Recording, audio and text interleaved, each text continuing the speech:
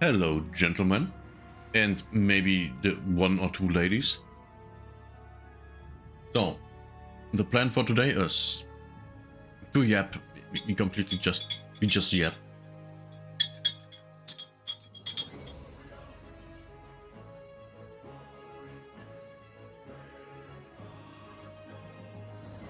Today's yapping is primarily because on the weekend you gotta play Path of Exile 2. Like I announced, I think in every stream in the past 2 weeks, and I'm gonna go hardcore, which is not good. My back is already hurting from sitting too much. But from Friday to Sunday, oh god, that's gonna be painful. So the plan for Friday is the stream is gonna be late. I will start at around 8 p.m. my time, which is almost 12 hours after I usually start. That will be 9 hours from now. Then we have 8 p.m. I mean, you can literally see here. We have 11:09. So do the math. And I'm gonna play Path of Exile 2. I'm gonna get somewhat drunk. And we stream until I'm about to fall asleep. Which might take a while. I'm such a hardcore gamer. I might play it until 5 p.m. a.m. Go to sleep for 4 hours. Wake up. And then start streaming. For 8 hours. That's why I say, oh yeah, you know, my back, it will not like that. My neck will even be worse. My neck is really not good. But yeah, it's the thing is, I thought about, you know, not streaming Path of Exile 2 on Friday because it's gonna be late. And, you know, but I want to be there, you know. I want to be there on release, fresh release. Now it's already different because I'm streaming. If I wouldn't be streaming, I would just watch most likely Zizarin's stream. Or Gazi, because this time I'm going to go minion. Well, not actually minion, but or a companion, aka animals, which is also what Gazi is, when I remember correctly, planning to do. So we would basically do the same thing, and I would just play along while having a stream on the second monitor. But yeah, that's the negative things about being a streamer. You can't just, you know, oh yeah, I'll play the game, have a stream running on the second monitor, being all jolly. that won't work out. That won't work out. But that's the thing. If you change the things, the way you do things, you know, being a streamer yourself, you can't just, which is also something that I found. I'm not watching streamers anymore because I don't have the time. Before I went so hard on streaming, I watched streamers all the time, but I stopped. I don't have time, at least not in a way where I'm, you know, oh yeah, I'm sitting in front of a computer and just, you know, have a stream running, doing something else. I just can't do that anymore. There's not the time for me. especially with my back and my neck problems. I have only a certain threshold of time I can sit in front of a computer before I have to leave, or my back or neck gets so bad that I have problems for several days and can't, you know, sit in front of a computer for that long. That's also why I'm not streaming 5 to 6 days a week. Now, it would be different if I had an editor, but I don't make money yet, so I can't have an editor. So I have to do that myself, so I have to juggle it, and it's stupid. I mean, I think I could get away with just streaming, just streaming. But I also think I would get bored.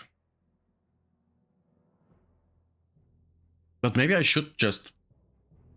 I'm thinking maybe I should just stream. And people either watch my streams as you know, what, or they don't. Or come to the live streams, right? But then I would have to plan out some streams more. I mean, the thing is, I have my gaming YouTube channel and I have my yapping YouTube channel, and they don't get the same content. So I would have to plan things out more. And reacting to things might be problematic due to copyright. Because I got one copyright strike while streaming live on YouTube once. Not good. No, it was a warning. It was a while ago. Last year? I don't even know when. Hello, Mr. Walker. Hope you're doing good. And then I don't know what I was blocked from. I think it was streaming. I couldn't stream on YouTube anymore for a while. Or I could? I don't even remember what the restriction was. But I can already tell you, not streaming on Twitch is actually it's actually good. Because now there are no bots anymore. Or scammers. Well, on Rumble sometimes, but it's one... Sometimes I get one message on Rumble that's obviously a link to something on Rumble, a video, and I don't care, you know, I don't at all. But on Twitch, oh my god, you have the bots that wanna sell you, you know, stream botting, and then you have even more annoying so-called artists that come to your stream and want to sell you their art. It's getting crazy, yeah. It's shit. And I really think that the artists are even the most annoying people. And they aren't even creative. The artists really literally all follow the same path of chatting with you. Hey, how are... Number one, they follow. Then, hey, how are you? Is this your main game? How long are you streaming for? You know, all these questions. And then at some point they come, oh, I'm an artist. You wanna see my portfolio? Yeah, they all say, yes, exactly. And the thing is, I think I looked at two of these people's art and I was like, really? You want to sell that? I mean, let's be honest here, I'm not an artist. I try to learn, you know, oh god. I tried to learn drawing once or twice, and I'm like, yeah, no, I have the problem with, I have a picture in mind, right? A finished picture, but I can't put it into simple steps that I would need to do to get to the result that I want. You know, that's my main problem. So, and then, you know, doing it, yeah, I just, I don't, that's just, you can say that, you know, I don't want to invest 10,000 hours into a skill that I most likely will never actually have a need for. You feel like your kids can do better? Well, the thing is, you can buy your kids. I actually have. Give me a second. I have someone that's actually.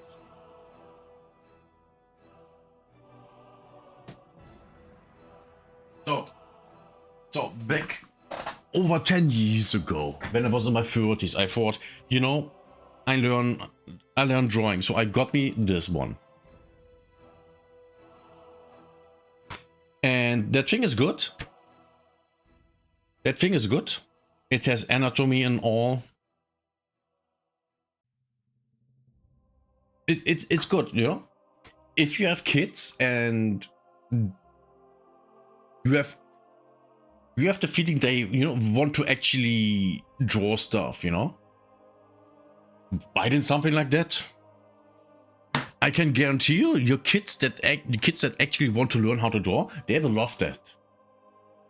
They will be completely into it, and then, you know, even if they just draw for fun, that's enough. That's just a talent that they have, or not even talent, an ability that's just there, you know, makes their life more interesting. Then they can or cannot be an artist. You know, it doesn't have to be complicated. You don't. Fun fact: you don't need to go to an art school to be an artist. Do you think the people that made the hieroglyphs were artists? They went to school? No. I mean, they had a master they learned from. But for example, hieroglyphs, they weren't art. That was just their way of writing. It's very simple. For example, you remember do you remember Adolf? Of course you do. Have you seen one of his paintings? His paintings are amazing. They are actually good. And then you take a look at modern art and you're like, what the hell is that shit? Actually, let's painting from Hitler. That's yeah. Do you see this? Paintings by Adolf Hitler. Look at this. This looks good. This looks good.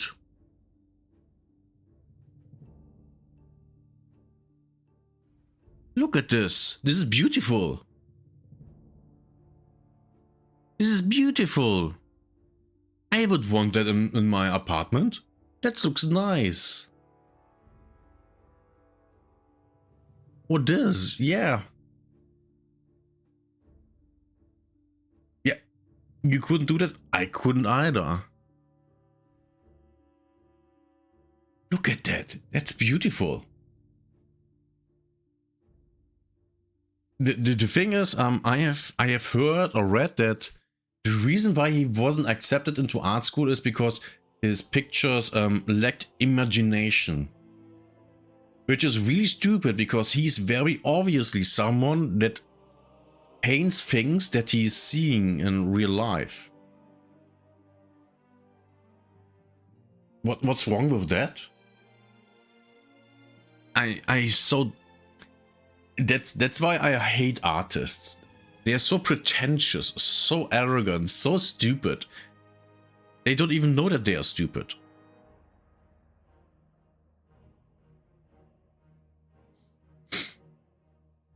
Reminds me of the episode of Best of the Worst from Letter Media that I watched yesterday, where they watched a videotape of an artist, and oh my god, that was so pretentious, so stupid. Man, yeah, no, just no.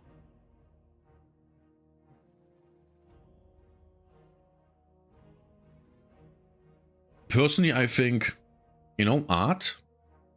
If you look at art and you aren't, oh yeah, that's nice, then it has no purpose.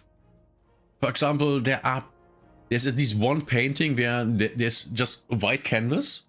It's just unpainted, and there's one stroke of paint in the middle. And that's art. Literally, I can do that. I mean, maybe I should become an artist, you know? Scamming people.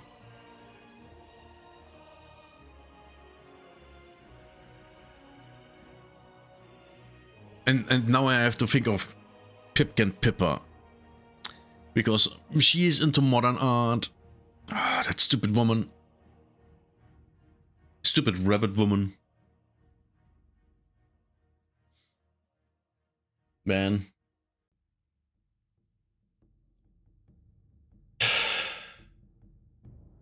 And with stupid ramblings like this, we have almost half an hour over.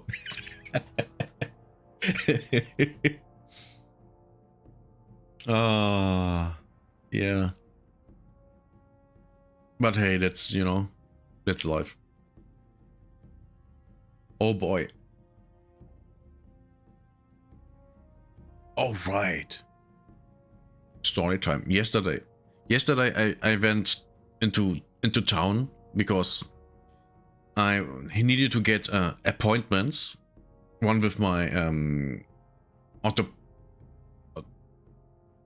oh my god, I hate that I don't know the English word. Orthopedic doctor? Because I couldn't make an appointment by phone because the waiting is so long. And making an appointment online, oh my god. They want me to log into my account again. I don't even remember my password, oh my god. So I went just there. And I had to make an appointment with a neurologist. Well, guess what? The one with my orthopedic doctor, no problem. I have that appointment on the 8th or the 6th, which is this? The 8th of next month. But the neurologist, oh yeah, we only make appointments 3 months in advance, and the booking calendar is closed until the 1st of this next month. Oh great.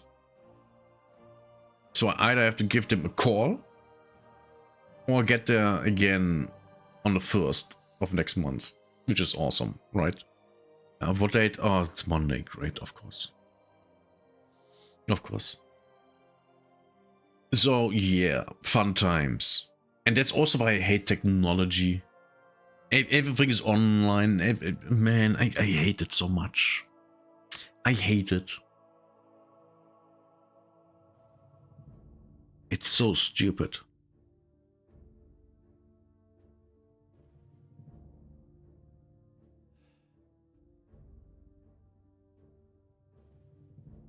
And the worst thing about that is that the worst thing is that driving with a bus, and yes, I drove with a bus because I don't have a car. And I absolutely can't ride my bicycle because of my neck injury, and even driving the bus, taking a bus, is bad for my neck. Things are so good if you're old and have things everywhere in your body that hurts. You would think that, you know, if you're young and you hear old people, you know, old people like me, complain about, oh yeah, my back hurts, my knee hurts, everything hurts. You're like, why? Why? Everything is fine. Oh. And then you get older and you're like, oh yeah, okay, now I know. Yeah, exactly. Yeah. That's the curse of getting old. You know. Everything adds up. Everything adds up. For example, I wanted to go for a jog on today's Wednesday, Monday, on Saturday. I was already almost at my starting point. And then I, you know, slightly did this to somewhat crack my neck to make it feel better. Well, it cracked, but not in a good way. In really not a good way. And I was like, oh, that didn't feel good. Oh, that was bad. And then, you know, I went on, crossed the street. And when I was at the starting point, I was like, oh, okay. Then I started to jog. Maybe a minute and then I stopped. Man. You know shit is bad if you start jogging, you know, you want to exercise and then you, yeah, how about not? And it wasn't even pain. It was just that my neck felt so weird that I knew I shouldn't. And yes, this is turning into Dad is complaining about his pain. That is also why I wanted to jog today, but I didn't because my knee's making problems. Which I didn't had for quite a while. But what I'm used to, because back in the day when I did bodybuilding and, you know, jogging for a long time, my knee was kind of hurting all the time. It was also cracking all the time. And I had to crack it, or the pain would get even worse than it already was. Bad things. Everything sucks if you are old. Everything sucks if you are old. Oh, my knee hurts. Oh, my hip hurts. Oh, my back hurts. Oh, my shoulders hurt. Oh, my neck hurts. I can see.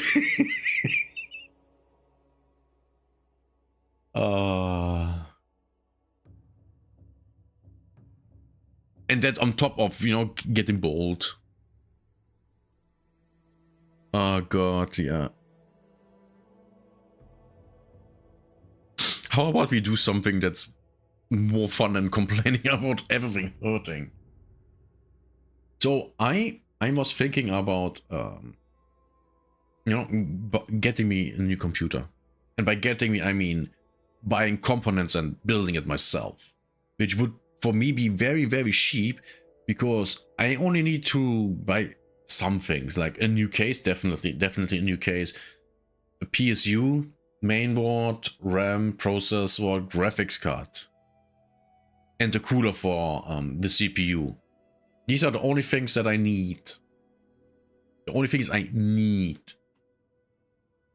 Because I would use the SSD with what I use for Windows right now in my old PC. That would go into the new one. Because the new one would only be for streaming. Only that. Which means, man, most likely editing, yes. Because, man, that would get fast done. Really fast. Not that editing with my current computer is a huge problem. It's not. It works fine. And I also wanted to go for, you know, complete AMD system again. But I also saw that, you know, oh yeah, the next generation of graphics card is about to come out. So I was like, yeah, maybe I should wait. Maybe I should wait. You know, for the RX 10,000 series instead of going for the 9,000 series from AMD.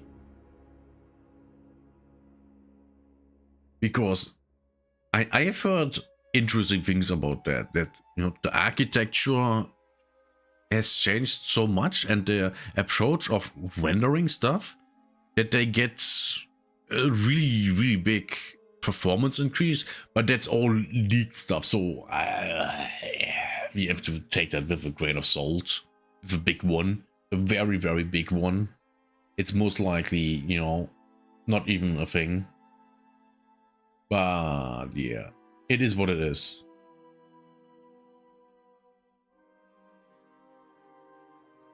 So yeah, that's life, I guess.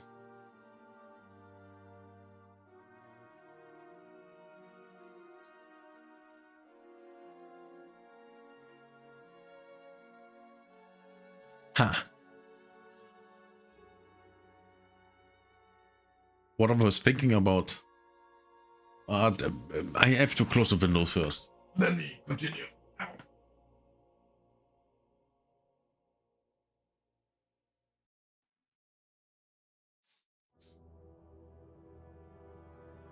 Oh, okay, there it is back. So, what I was thinking about, talking about modern media. So, modern media, like movies, TV shows, streaming shows, and also, you know, music is trash. Why is it trash? Because the people that make it are retarded. And a lot of the things that I see, like, you have a theme, right? And it's kind of serious and all that stuff. And in modern media, you can't just have a serious thing. You have to make it not be serious, because the people that make it and watch it are retarded. And I mean it literally. For example, when I see shorts of a show with cops, it's always stupid. It's always stupid. It's not actually serious. It all seems to be like, when I see that stuff, I think like, why is that like that? Why is that so stupid? Because when I remember movies and shows from the 90s, when the police was involved in anything, that shit was serious and that was fine.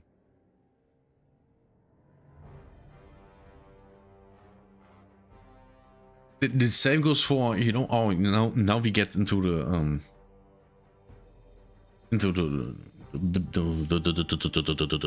the meat of the thing. Media today is extremely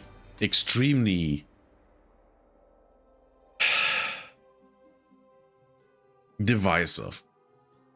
Even in the media itself, it splits people up into groups and have them, you know, kind of being against each other, which is really bad. And that's a modern thing.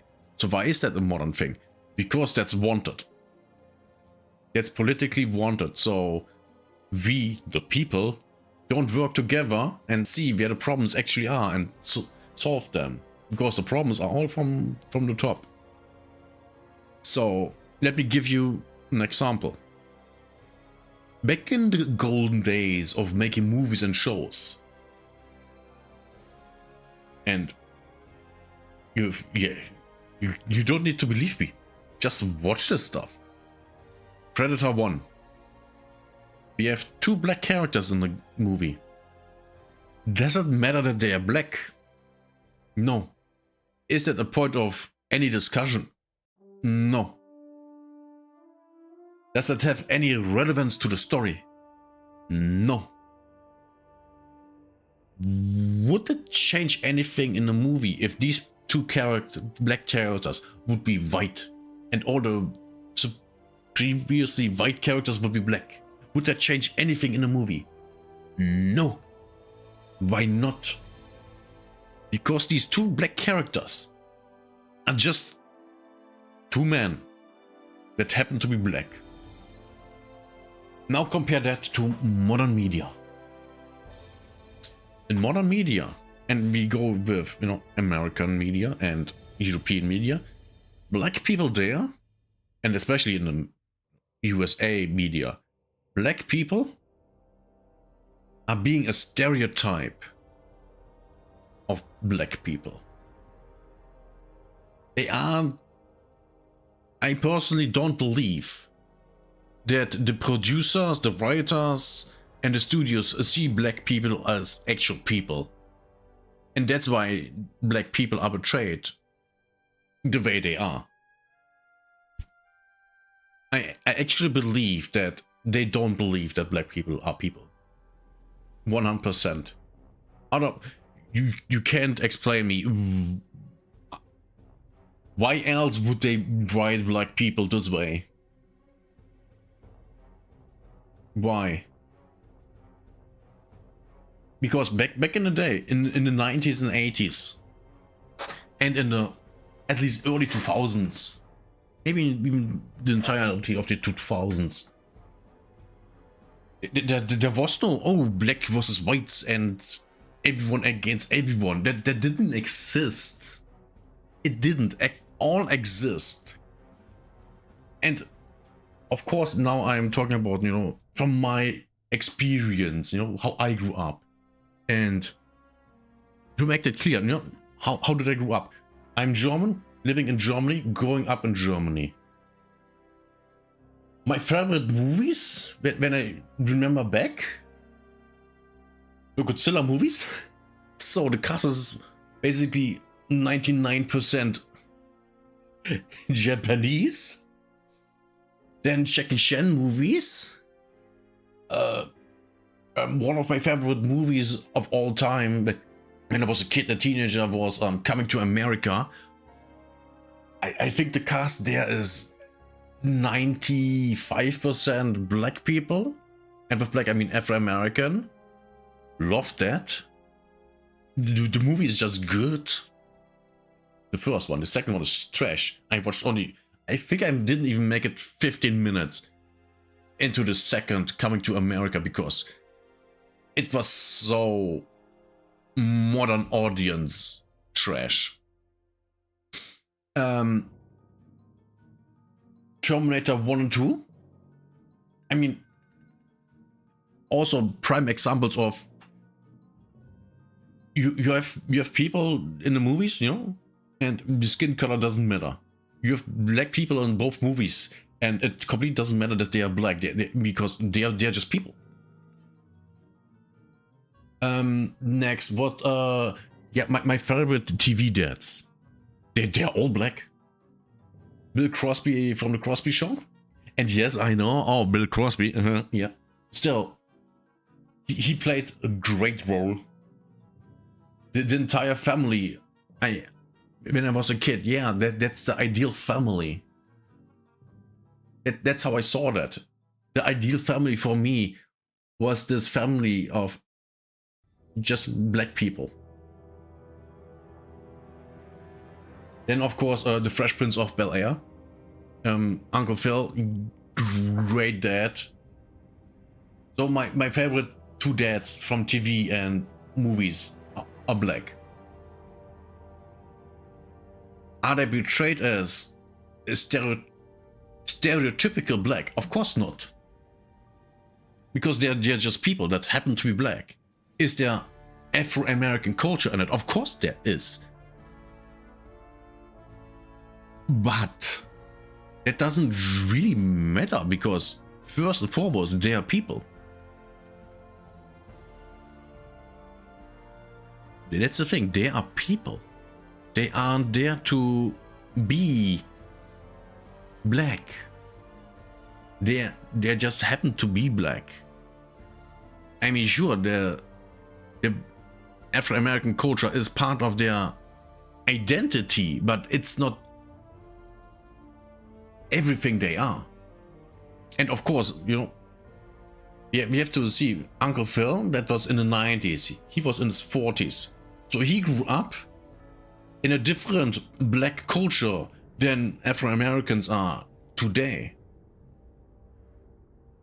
The black culture Uncle Phil grew up in doesn't exist anymore. It doesn't. And that's the difference. And it was completely betrayed differently. For example, in these days, how many TV shows or movies you see where the parents of kids are married or don't interact weirdly with each other in a basically abusive way? Which brings me to Malcolm in the Middle, and why I don't like that thing. But we aren't talking about that yet. But do you see where I'm coming from? Do you see what I'm talking about? Do you see what I mean? Do you understand my words and the meaning behind them? I hope so. The division that we see today in the media between the races and cultures comes from the top. Now, have there always been conflicts between races and cultures? Of course there have been. No one is saying that there have never been. Of course there are. Because cultures have different values. That's the thing. Cultures have different values. So you can't have a country where people with different cultures live in, because there will always be conflicts. You see what I mean? So you for example, oh no, I don't know. I can say that I will get arrested. Yeah, I can say that, and it can't. Not in the country I'm living in. I will not get. Oh, I'm get cancelled. Who gives a fuck? But I will get arrested, so I can't say it. But what I can say is, for example, when I was in school, you know, back in the day, we had Germans and Polish kids were the majority, because that was literally when the wall of Berlin fell, and you know the German, the ethnic, mostly German, or how do I say it? The at least partly German ethnic people that lived in Poland came to Germany for, you know, money, because work here was better paid, which isn't surprising. I mean, Poland was communist, so of course they were poor. So a classroom full of Germans, Polish. We had one girl from the Philippines that I think everyone thought was super hot, but that's also because I think she was the only actually dark-skinned kid in the entire school. Literally, a girl from the Philippines. She was small, she was super hot, and you know, I think everyone liked her, maybe with the exception of some girls because they were jealous. You know, the usual girls thing. But I've, for example, never heard anyone flaunt any racial slurs at her or anything like that. We were busy, the boys were busy calling each other racial slurs. Like we Germans were the potato eaters. The Polish kids were the thieves, because, you know, they came from Poland, and back then the Poles were coming to Germany, steal cars here, bring them over to Poland into a workshop, and then they would disassemble the entire car. And then, you know, oh yeah, there's no car, so no car was stolen. That's, by the way, why we have serial numbers on car parts. It's literally that. How can I be sure of that? Because I saw it in the news. Mercedes introduced that because the cars were stolen so often that they had to do something. And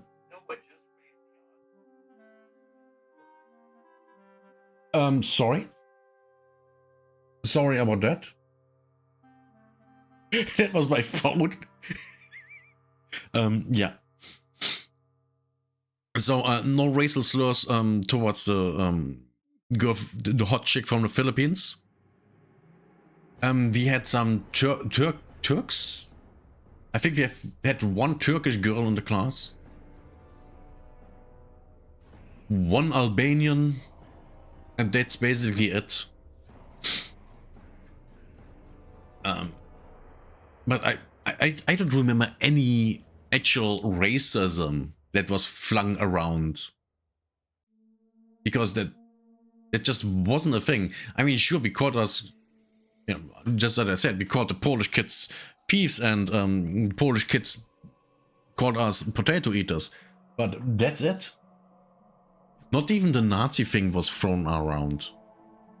You know, the Polish kids could have said, "Oh yeah, you are all Nazis," but they didn't, because they knew we aren't.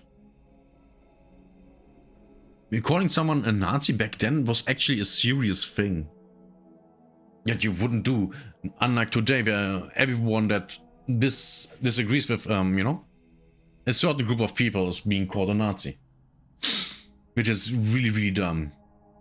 You really make being a Nazi look good at this point.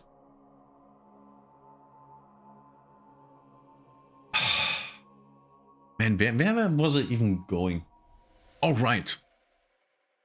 So here in Europe, actually, when it comes to, you know, black people and their culture and all, they were seen very, very favorably back in the day. Very. I've never heard anyone saying anything bad about black people. Ever. Until, you know, we got flooded by them. Now that's it's a different story. For example, no, it's not really an example. It's just something that you might need to know to understand where things are coming from. The first actual black person I saw in real life, I saw on a bus when I was 16. 16 years of my life, I went and only knew black people from media. Until I saw one, and then was like, oh, okay. That was a surprise. And now they're everywhere. Which can be a problem, cannot be. I mean, let's be honest. If I see a hot black chick, you know, it's a hot black chick. I don't care. An attractive woman is an attractive woman. And oh boy, I can tell you, if you know black woman only from American media, you don't know that black woman can be nice. Because look at American media. Look at how a lot of the majority of black people you see on the internet are from the US. And the woman there, the black woman, well, the Afro-American woman, we literally have at the point where we have to make the differentiation between Afro-Americans and black people that come to America. They're freshly from Africa coming to America. There's a huge difference. And so just imagine you're doing just some shopping. You're just standing in line and you see a group of girls, and the tallest one starts to talk perfect German. And damn, she's so cute. She, just from the sound of her voice, she's so cute that you're like, oh god.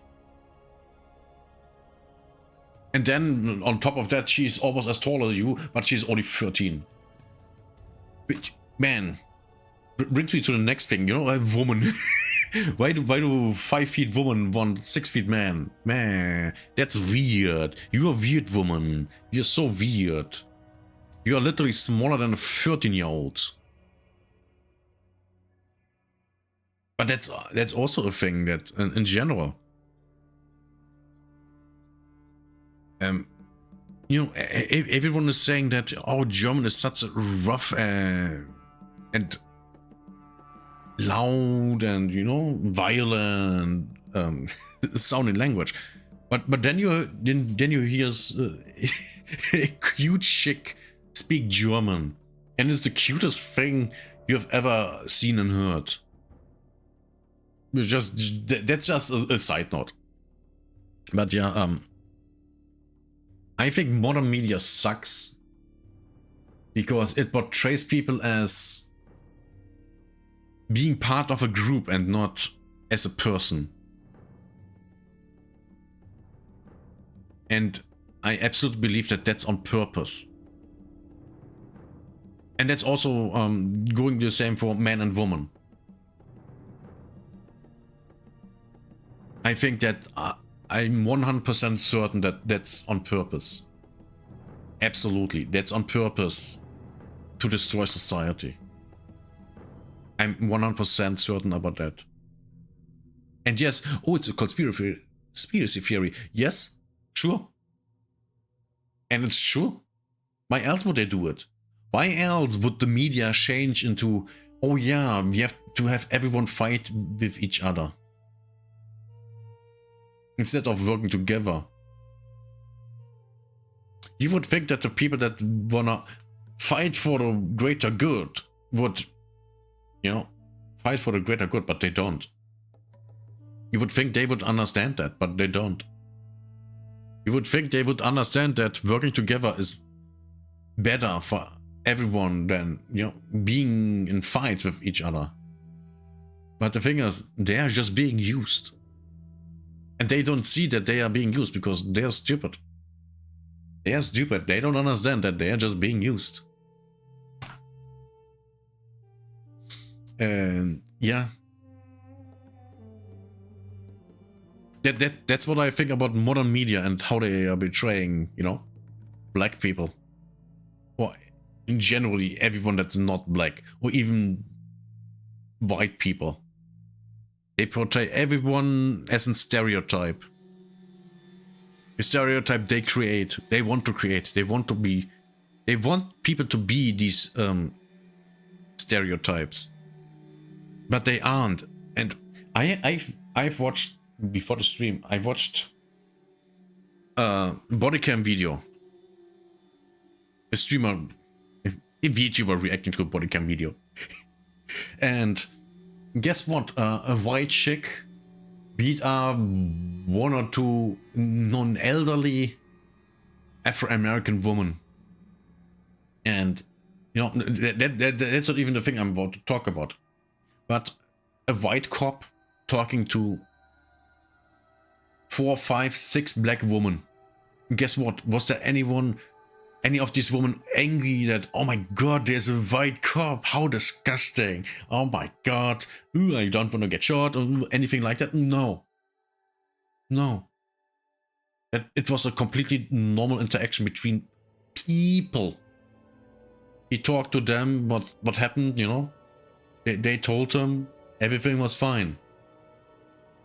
And that's what they don't want to know. That's what they don't want you to be. Just normal people. They don't want you to be that. They want you to be a stereotype. They want you to fight a fight against people that aren't like you. And it doesn't matter if it's a skin color, culture, or whatever. They just want you to fight against everyone. So you can't unite against people that actually want to harm you. No, I'm not going to say who it is because I don't want to get arrested. But let's just say it's people with a lot of power. Basically, every person that wants power, you have to assume they are evil. Because why else would they want power? And with that, we are at the end of this video. I hope you enjoyed it. I definitely did, because I wanted to make a video like this for once, but I didn't. Always went with something else, doing reacts and shit like that. So if you want to see more of this, subscribe. If you want others to see it, like. And if you want me to know something, leave a comment. And see you next time. Bye bye. Oh boy. I hope I don't get arrested for this one.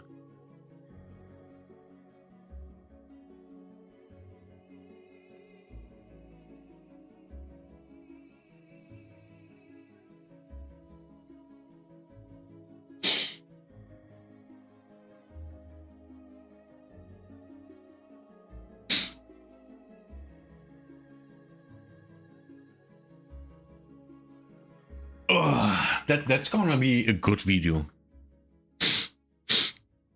That's gonna be a good video, I hope. It would be cool if Asmongold would react to it. I would like to actually hear his opinion.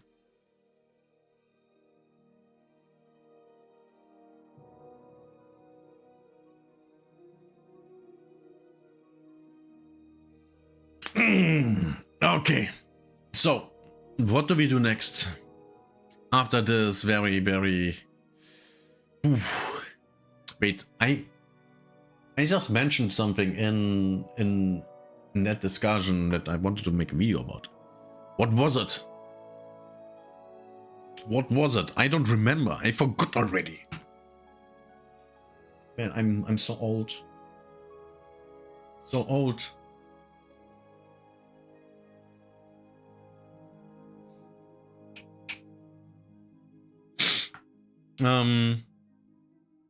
Oh right, while I'm looking at that direction, I'm seeing that I want to play Prey, the original Prey on stream. That's going to be a thing. I don't know when though. I don't know when.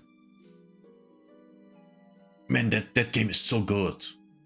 So good. Oh my god. I really like it.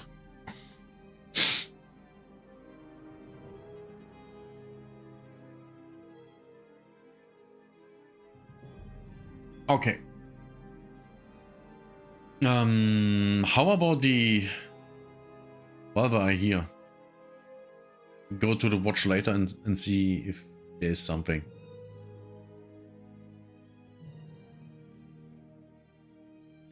This video was absolutely disgusting. It's not the first one. We have seen several like that. Unavailable videos are hidden. Yeah, great. Sorry.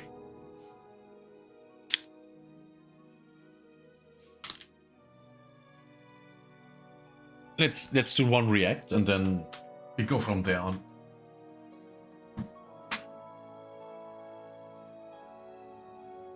Let's do a disgusting VTuber. Oh god, that sounds so wrong. So wrong.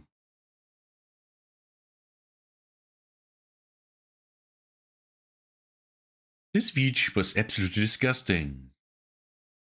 Not the first one. So in this video, I want to revisit a topic I talked about a few days ago involving the VTuber-centric convention Offkai Expo, which... Oh god, not again. Not again. Oh, we had drama about that convention last year, where they uninvited her, Hirsche Wehrstahl, because, you know, she ain't trans. Is facing a lot of deserved backlash for featuring adult content at a convention which includes minors from the ages of 13 to 17 who would be unaccompanied with a parental slip of approval to these events. And right now we're seeing a lot of... Yeah, I wouldn't allow to be fair, I would not allow my kids to go to any convention without me. None. Simply because at this day and age, I wouldn't trust anyone. And that's coming from someone that when I was 8, I was taking the bus to go shopping for new toys by myself. That was a 20-minute bus ride to another part of the town. 20 minutes bus ride. And I did that all by myself. But today, I wouldn't let my kids do that. It's way too dangerous out there. Content creators double down and even openly support the possibility of minors being present at these adult-themed events. Because they want to pound them. It's very simple. And really, it's just a shame because Off-Kai Expo, like I said, is a very big and VTuber-centric convention, and they are really persistent on, I guess, including platforms like Fansly, saying your next Oshi is waiting. We're excited to announce that Fansly is joining Off-Kai Expo Generation 5. Come find them at Exhibitor Hall and meet some of their incredible talent. Now, Exhibitor Hall is open to the general public, including unaccompanied minors from the ages of 13 to 17. This is not their yabai market, which is for adult content. No, this is open to the general public. And this is something that Kirsha would point out. And Kirsha being someone who is blacklisted as a featured guest. Yeah, so basically they want to groom the kids into the corn. I'm not surprised at all. Like, literally, I'm not surprised. That's what I expect from these people. Not Kirsche, because she's awesome. But of course from the pedos, yeah, of course. From this convention a few years ago, because her tweets, I guess, were too controversial.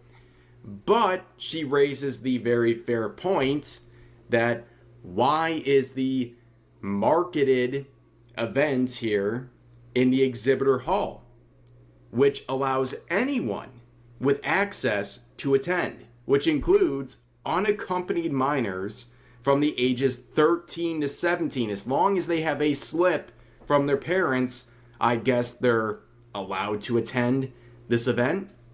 And a lot of people, including those who are very pro-speech, anti-censorship, said, wait a minute, why are unaccompanied minors from the ages of 13 to 17 being allowed to go to the exhibitor hall, which will feature Fansly and adult content? But because they want to groom the kids.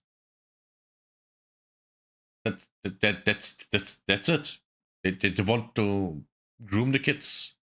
Don't worry, content creators like Evanito here are very quick to defend situations where minors are being exposed to adult content, with posts like this defending Off-Kai, saying, I'm not defending this. But I'm going to be honest, there were like maybe 10 kids attending Off-Kai, guys.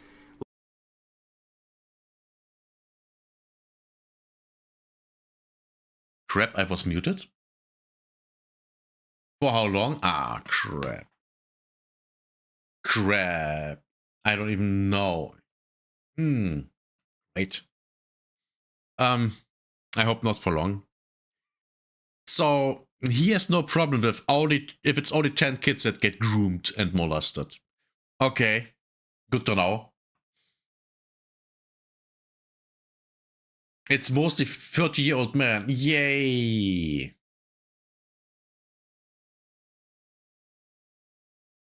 Let's be real before we get mad at them and say, kids attend this convention, it's mostly 30-year-old men.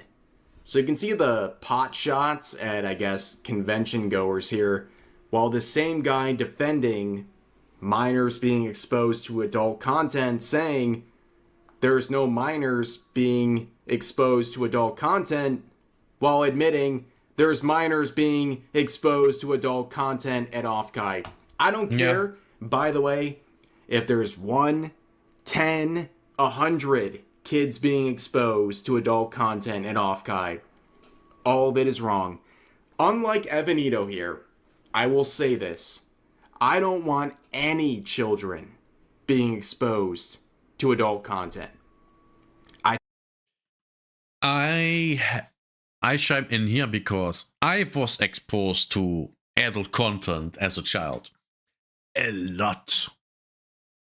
And not even the thing where you see genitalia, just on TV, censored stuff. And with censored, I mean, the things were cut in a way where you couldn't see genitalia, you know, right? But that still was bad enough that it had an influence on me that, quite frankly, ruined me. And I'm not like, oh yeah, when I was 13, no, elementary school. I was about 8 when I started to watch that stuff. And yes, it ruins me. It ruined me. It made me... Oh boy. It made me develop in a way that was not beneficial to me. Let's say it that way. And don't get me wrong, but when I was a teenager and I saw... I still remember, 30 years later, I still remember one thing, that there was a couple, white dude, black chick in the kitchen, and he poured milk over her chocolate mountains. I still remember that. That thing had an influence on me, that actually a positive influence on me of, you know, being into black woman. It still holds up today. Still holds up today. But then I was a teenager. I think I was 15 when I saw that, or 16, maybe something around that. So I already understood what was going on, and I could determine, you know, what is good and bad. But when you are a kid, you can't. You can normalize things to a small kid that are horrible. And I mean that literally. That's literally what grooming is. You normalize something that's not normal. So now you know where my stance is here. I think that's wrong. This guy is trying to say, well, if there's only 10, that's 10 too many, buddy. And the fact that you think that's okay or negligible is disturbing. In fact, this weirdo says they act like VTuber fans are children.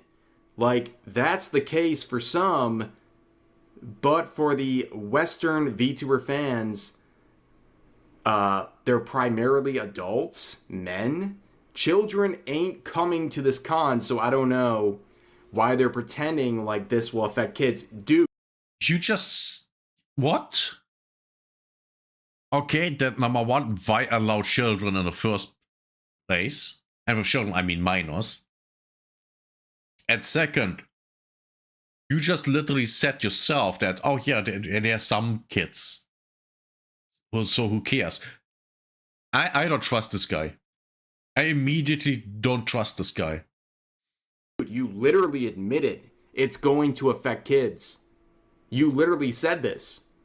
And now you're trying to gaslight people and say there's not kids at the event. You literally admitted this.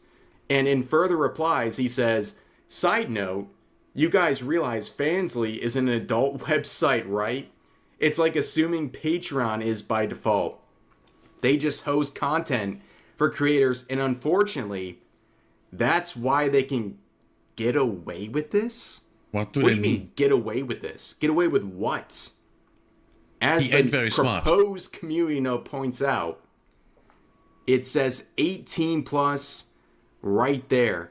While he tries to claim it's not an adult website, we know what Fansly is.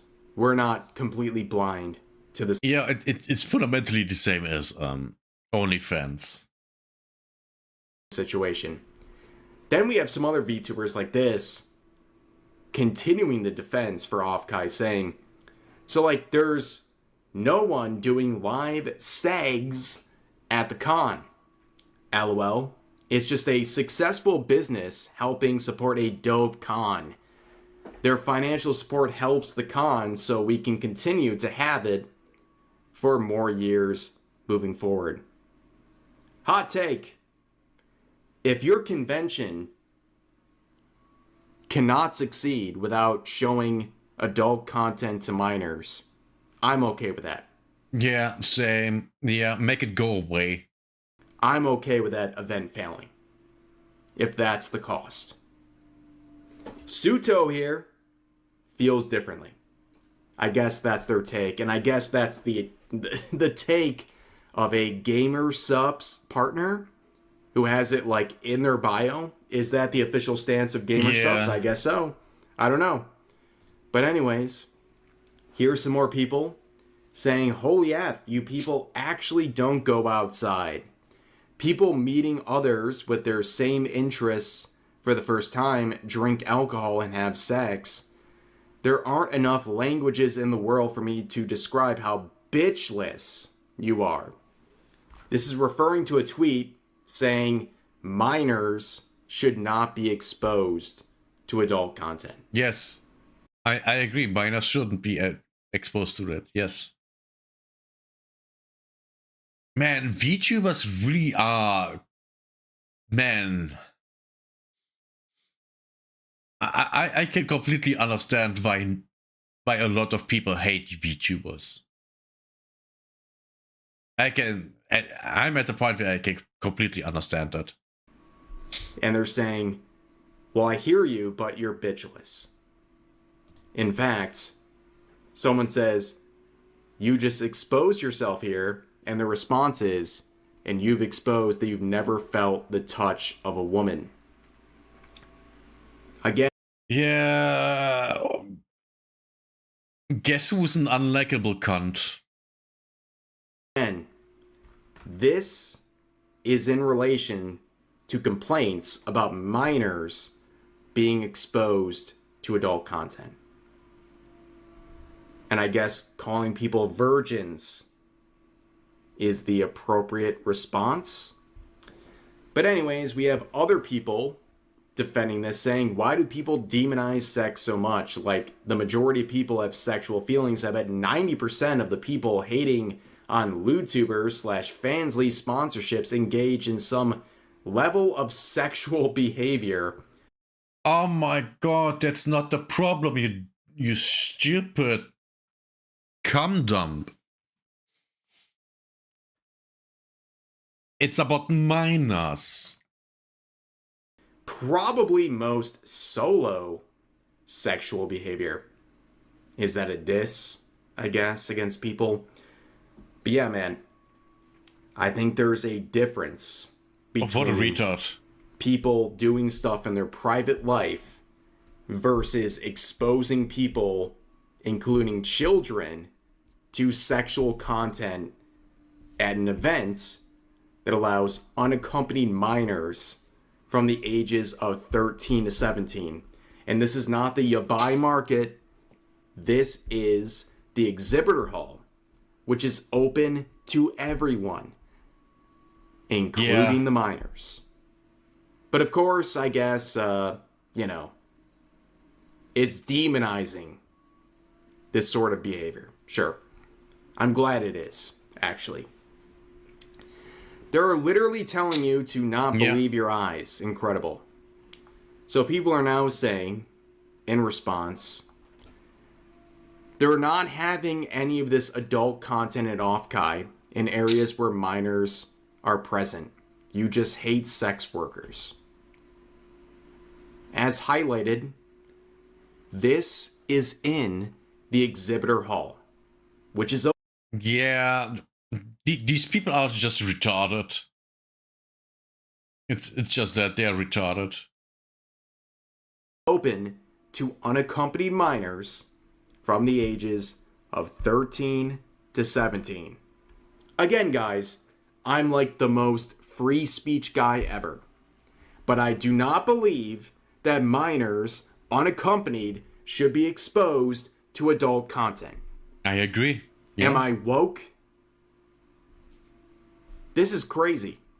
It's crazy we have to have this conversation.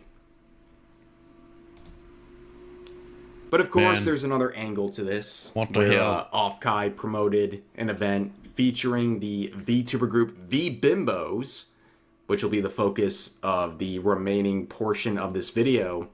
And people are saying, oh great, another example of adult content being promoted at an event that includes minors. And you can see some of the members of The Bimbos saying, y'all ain't ready for us. Well, I'm sure like some people, including the 13 to 17-year-olds at this event, are not ready. But they defended this point by saying the intense hate on me and the girls attending a convention really has shown how Oh, of course. Of course. misogynistic the internet truly is. Just because we do adult work doesn't mean that's all we do. We are multifaceted. Do better. How about you do better? How about you remove yourself from an event that is open to minors, 13 to 17, unaccompanied? How about you do better? I don't care. Yeah, how about the ban woman from the internet? Chat, how about that? I think that the internet would be such a better place without women. Just saying. Just like, every place is a better place without women. Literally. What the hell? Care what you do. I don't care about that. And no, I don't actually believe that. For the most part, yes, but not all women are like that. Just, about 80%. The content you make, as long as it's focused on adults. But if you're blaming misogyny for the backlash, you're missing the point entirely. But don't worry, one of the members of this group, Ravenna, here, would make an absolute fool out of themselves. Okay? Saying, I've stayed quiet about all this, but it's plain and simple. Myself and my V-Bimbo girls, thank you for the free promo. Oh, that's right. They get to flex on you for the free promo. Sure. Including free promo that is promoting an event where adult content is going to be promoted to minors. But anyways, they say conventions have always been like this. It's not new, and Offkai takes great care to protect everyone and make people feel safe. That's a very common theme, right? Many people are saying, oh, well, VTuber conventions and anime conventions have been exposing minors to adult content for a very long time, therefore it's okay. No. I know. Shocking. We can be free speech advocates while saying it's not normal for minors to be exposed to adult content. Yes, exactly. And that's something that should not happen at all. And if it's been normalized, that's a problem. Yeah. It's a big problem. But the coping continues saying, OMG, we have boobs. Yes, we do. Thanks for noticing. As if that's a relevant defense. Yeah. Fansly takes retarded. great care at conventions. By the way, I'm not surprised that she would say something retarded. That's what I expect here. And has never been explicit at conventions. Kids are exposed to worse things at school and online. The amount of times I was shown stuff when sitting in my classroom is insane. Well, I'm very sorry. Yes. You're exposed to stuff in school, but that doesn't make it okay. Yes, exactly. This is a wild defense. Yeah. They're basically saying because in their scenario, kids are being exposed to stuff in schools and online. Therefore, it's okay to continue to expose adult content to minors. That's crazy. That's crazy. It's not crazy, it's just stupid. Which is what I expect here. Be not safe for work if you want. Be safe for work if you want. If you don't agree with it, move on. Yeah, guys. If you're worried about minors being exposed to adult content, just move on. Right? Just move on, according to this individual. Not safe for work creators are some of the nicest and most welcoming people, as if that means anything. And I've always... yeah, that's another thing where they're retarded. For example, I've never met less tolerant people than people that call themselves tolerant. They're always the worst people. If someone calls themselves a good person, you can assume that they are a horrible person. He's felt safe in this community. Don't assume everyone behind VTubers are white. What does that have to do with anything? No one was talking about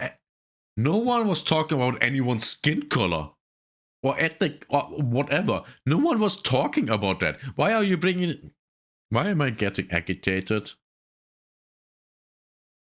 Why am I getting agitated about something that the stupid person wrote on the internet? This now involves race. We got misogyny, we got racism, all this stuff, I guess. But anyways, stay mad that my fiance... Yeah, sure. Stay mad that my fiance is supportive of my sex work. Sorry you're insecure. Projection. Yeah. I hope you find someone who supports you that much one day. Also, have my community simps for him too. I truly feel sorry for how miserable your lives must be. And lastly, Twitter is home to some of the most vile, disgusting, and hateful people I've seen. Yes, just like you. Stop hiding behind your religion. Oh, we're adding... What? Where does that come from all of a sudden? Oh my god. Yeah, she's so dumb. ...that in. And using it as an excuse to be hateful. You're allowed to have opinions, and I have mine. Keep them to yourself. And I'll keep mine to my... I mean, that thing with the religion. Could you call her Islamophobic for that? Because if I go to an Islamic all-girls school and pull down my pants, I get fucking stoned. For a reason. Myself, except that's the opposite of what they're doing.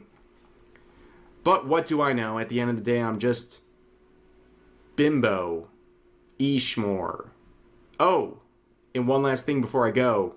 Yes, the orgy is bring your own lube. Sorry, this is a joke for the people who are too literal. Okay. Man, she's retarded. Amazing stuff, and people are very quick to point out the many, many flaws of this, and you can see their brilliant response saying, wow, assumed a lot of stuff there. Good job. Here's a cookie for your brain power. And someone says, you're truly confident in yourself. You would never write all this. And they say, but I like talking. And someone posting the shoe on head meme, and they say, don't call me a schmore. I'll blank. And then someone says, no, you're just a terrible human being. And they're referring to across the A dot dot B dot dot dot dot dot. I like it. To a situation where Celestium, a VTuber we've talked about before, has been completely slandered by this VTuber who said, hi, I'm the lady you had a run-in with. You blame me for my R word when I was 5 years old and basically told me it was my own fault because I was full of sin. And then blocked them. What the hell? Oh, that by the way explains a lot. A lot. So she literally is completely fucked in the head. And by the way, Celestium did none of this at all. This person is completely fabricating this entire situation. Celestium has shown this person no hate whatsoever, only compassion and understanding. Wait. So she asked the other one for proof that she got, the grape when she was 5, and there was none. Ah. I mean, sure, not, especially these days in Europe, if a 5-year-old gets the grape and, the people that doing it are of a certain group of people, then there will not, no judge will sentence them to anything. Yeah, multiculturalism. But this person has made an outrageous claim about them. And really, it's on par for the course, where we get kind of the money shot here. Where someone says, it's sad that you're selling your womanhood for less than $5 a month. But you don't see me showing whole, even in a VTuber model. Then again, you don't mind when minors see your content now, do you? And here's their response. Who said it was $5 a girl's gotta eat? Yeah. That's the response to minors seeing their content. I would be surprised if she just goes off on, oh yeah, minor seeing me, yeah. Because, pedo. I wouldn't be surprised. Do you understand how disgusting this is? Do you? I do. And here's another response where someone says, posting before replies get locked. What's the response? 6-7. Of course.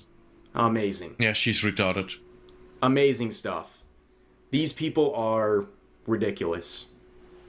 This is their defense to people pointing out that they're exposing potentially minors to adult content at this convention. And they're mocking the criticism by saying, well, it's worth more than $5 a month. Amazing. But anyways, that's going to do it for this video. If you guys enjoyed this video, consider giving a like, consider subscribing for daily uploads on this channel and multiple streams a week here on YouTube. But overall, I hope you guys enjoyed this dystopian mess of a video, and I'll see you next time.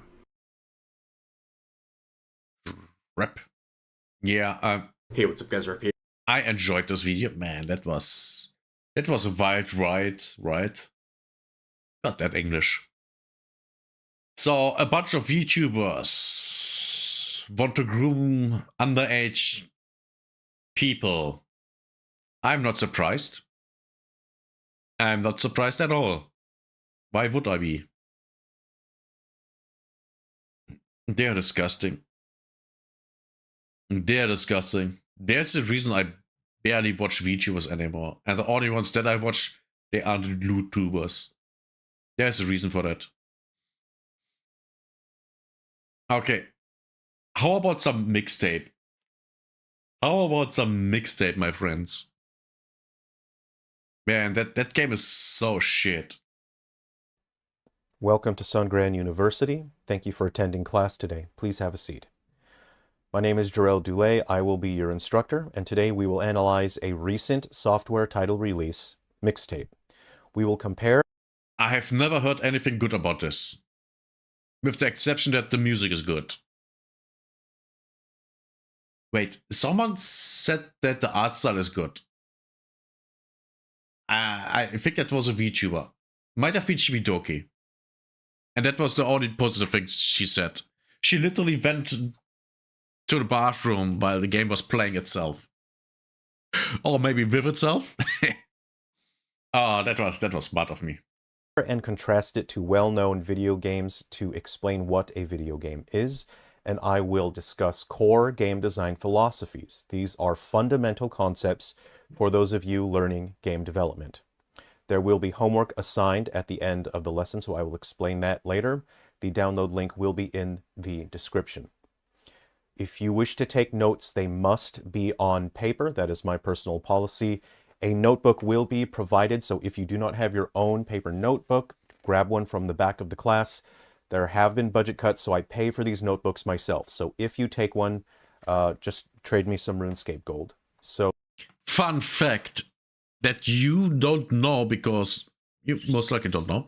So there's a reason why you should make notes by hand. Why? Number one, the teacher tells you the things, you know, so you hear them. He writes them down, so you see them being written down.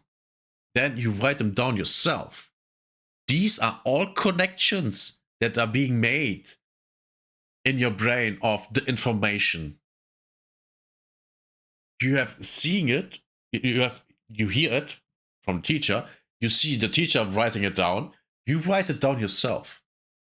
And the thing is why you do it per hand and not, you know, on a computer, on a laptop, is because your brain makes a connection between your hand movements of writing the word down and the word. There is a connection that's being established in your brain. When you're typing on your keyboard, there isn't. That's the difference.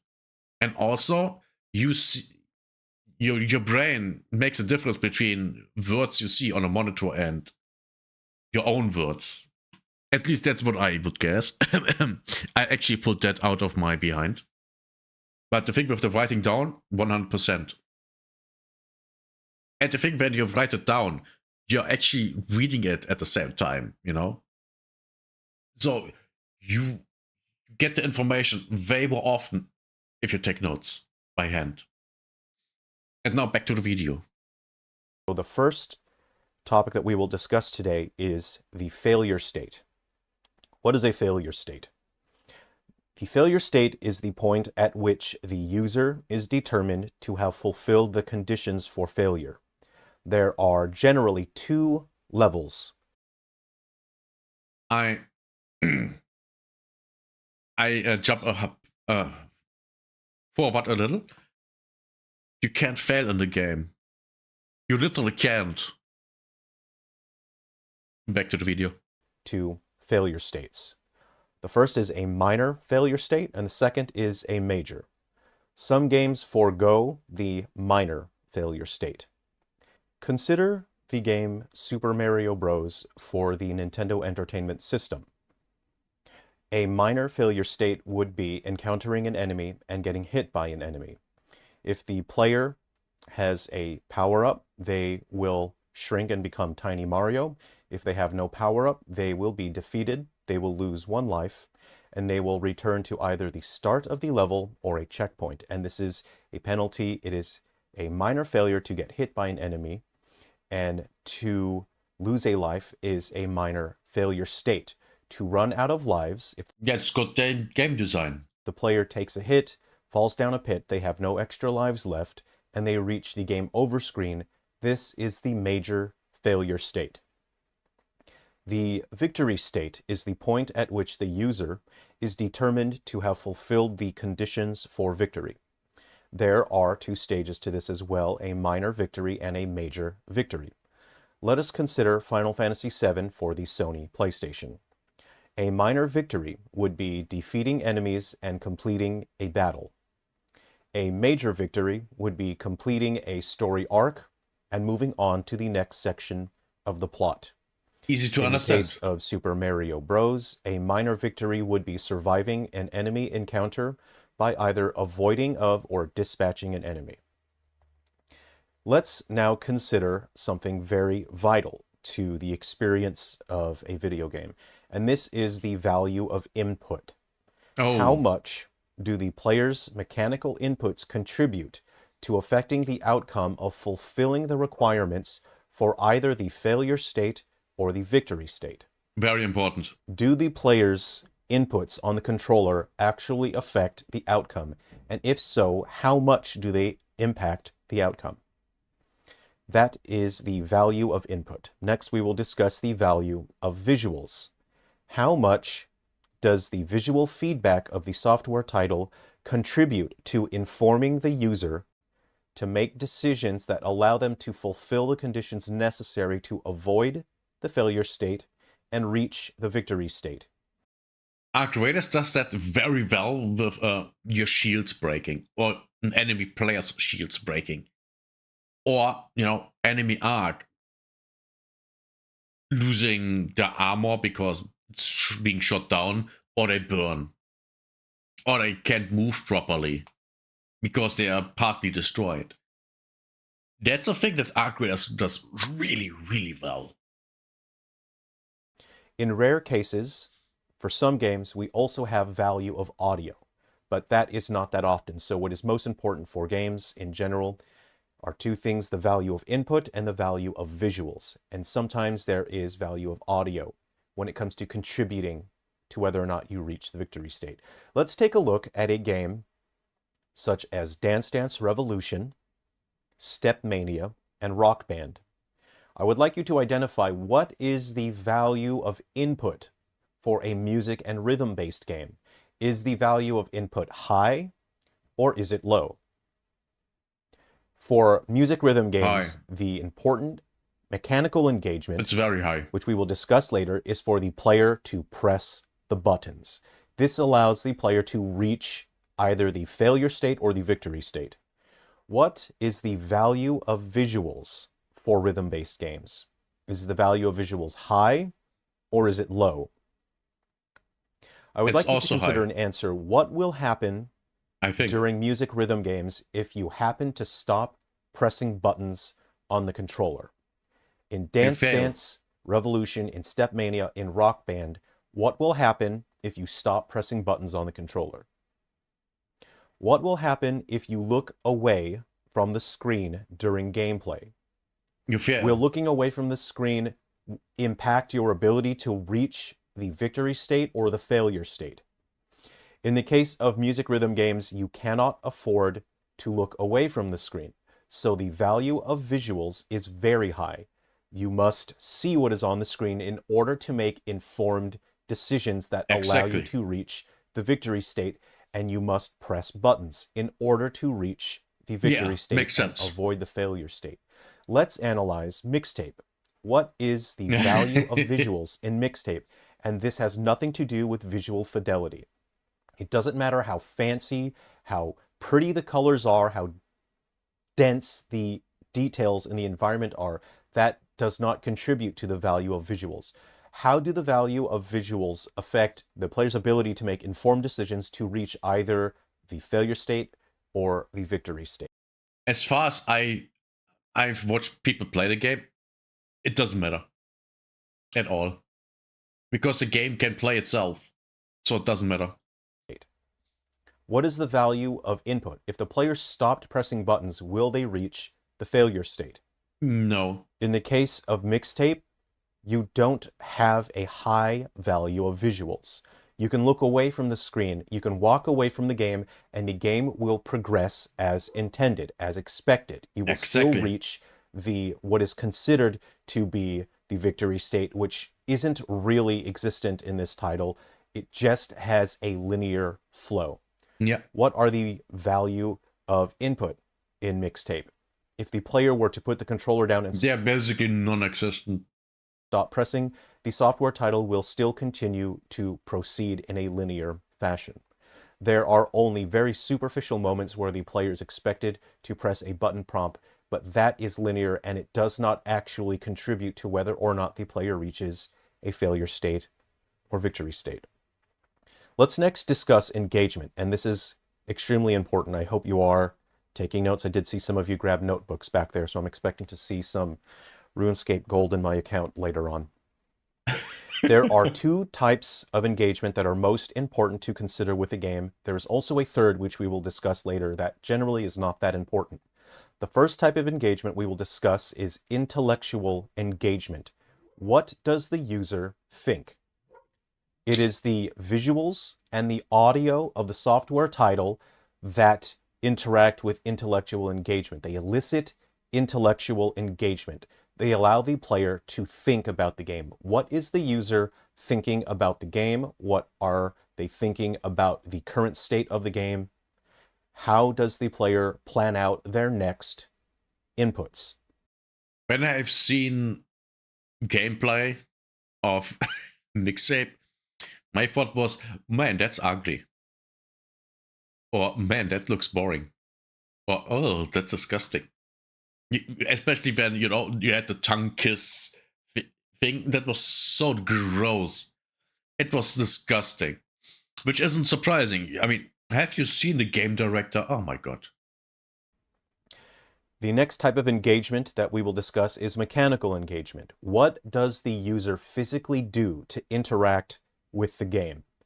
Does the player step on a dance pad? Does the player turn a steering wheel? Does the player press buttons in time with the music? This is mechanical engagement, and it must be defined and understood on a deeper level by developers that are planning their games. Let's consider a game like Street Fighter. In Street Fighter, what does the user physically do to interact with the game? They do down, down, forward, forward, punch. And if you repeat this, in general, you can spam and win through the use of fireballs if the other player is not that experienced. At Mixtape, you don't do In anything. the case of Super Smash Bros., what does the user physically do to interact with the game? They basically pick a character where they can mash the B button and win. In some cases, maybe they'll just pick Zelda and side B and neutral B, and that is how you physically interact with Super Smash Bros. Let us consider the rules of our software title, and the difference between a software title and a game is that games have rules, and it is important for the developers to establish the rules and to explain the rules in an organic way that the user is able to understand. When it comes to the rules, the game must explain what is the user able to do. Yeah. What actions can they perform? What mechanical freedom do they have within the context of the game? What is the user expected to do? Yeah, for example, when it comes to, let's go back, penalties, Path of Exile 1 or 2. If you have a bad build, you get penalized by not doing any damage or not being able to survive. That would be a penalty.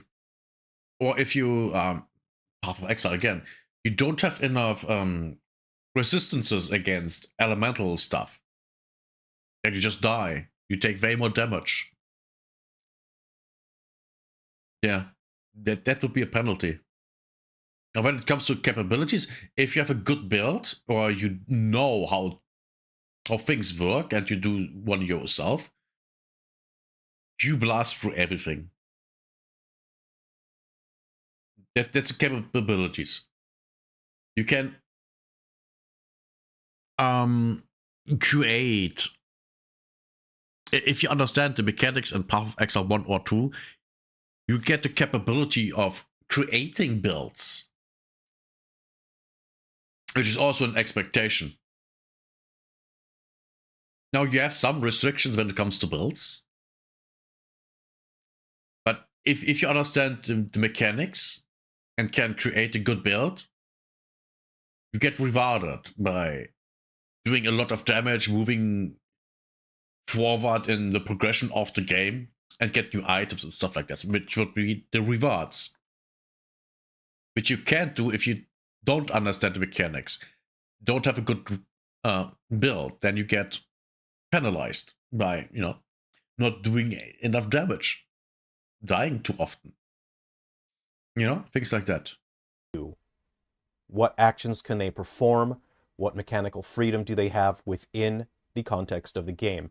What is the user expected to do? And what is the penalty for failing to follow the rules?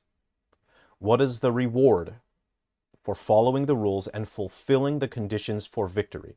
So again, let us examine the case of Super Mario Bros. On the Nintendo Entertainment System. The rules are: do not fall down a pit, do not get hit by enemies, or do not get hit by enemy projectiles. Consider the penalty for failing to follow the rules. As we discussed earlier in the lesson, we have minor failure states and major failure states. There are rules that dictate the player must reach the flagpole at the end of the level, and that is one of the conditions for reaching the victory state. The reward for following that rule is, in the case of some Mario games, a firework is displayed, there is a playing of victory music, Yeah. and there is progression to the next level. This is a major victory. And it felt good. Let's again take a look at rhythm-based games, such as Dance Dance Revolution, Step Mania, Rock Band, et al. The game's rules and objectives require the player to press the correct buttons at the correct time to reach the victory state. What is the penalty for pressing the wrong button? What is the penalty for pressing the right button but too late or too soon? The player will earn points, or they will have their combo increased for pressing the right buttons at the right time. Or if the button is not pressed at the right time, the player loses their combo, thus inhibiting their ability to earn a fully sick score. What is the level of intellectual engagement for a game like Rock Band or Dance Dance Revolution? What kind of thinking must the player do in order to engage with the product and reach the victory state? In rhythm games, there is not a lot of thinking. It's reacting. It mostly is reacting. What must they understand about not just the game itself, but the current state that the game is in order to succeed? And what... Yes, but that understanding comes before playing the game. Now, don't get me wrong. You have to understand the game. You still have to understand the game. Also while it's going on, but you understand the game not while playing it. You play the game, you think about it, and then you understand it, and then you go back with that extended knowledge into the game. And yes, maybe I said that wrong here, but fundamentally, that's how basically every game is. Well, if it has anything for it going where you have to think about it. Which Mixtape hasn't at all. Mechanical engagements must the player perform to reach the victory state? This is what makes a game fun. People thinking about the game, understanding it, and then being rewarded for not just understanding the rules of the game, but for playing by the rules and understanding the current state of the game and performing mechanical inputs which allow them to fulfill victory conditions. This is what makes games fulfilling and fun. Let's analyze Mixtape, and I would like to hear from you now. What kind of intellectual engagement does Mixtape have? What does the player have to understand? What does the player have to think in order to avoid the failure state and reach the victory state? If your answer is nothing, you are correct. I will allow you to grade your own papers today. Please give yourself a thick, fat 100. Next, let's ask, what kind of mechanical engagement does Mixtape have? What mechanical inputs must the player perform in order to avoid the failure state and reach the victory state? I would like to hear your answers now. That's the scene. That's the scene that makes me go, ugh. Just like I did 5 seconds ago. Yeah, this is gross. This is disgusting. If your answer is absolutely nothing, unfortunately, that's not correct. There are some inputs which the player must perform, but these inputs are superficial. They are not connected to the rules of the game, nor are the inputs connected to any kind of intellectual engagement. The buttons, the mechanical engagement that the player is required to actually progress the software title are just displayed on screen. Yeah. So technically, a monkey or a parrot would be able to play this software title. So if you answered nothing, unfortunately, you do not earn a thick, fat 100. Instead, you may give yourself an 85, which is not that bad. In terms of mechanical engagement, Mixtape is weak because the mechanical engagement that it does have is not connected to the intellectual engagement, and it is not something that the player can actually become good at. They're simply following a prompt on screen the same way that you would navigate a DVD menu. So, Yeah. let's discuss. Mixtape has no established rules.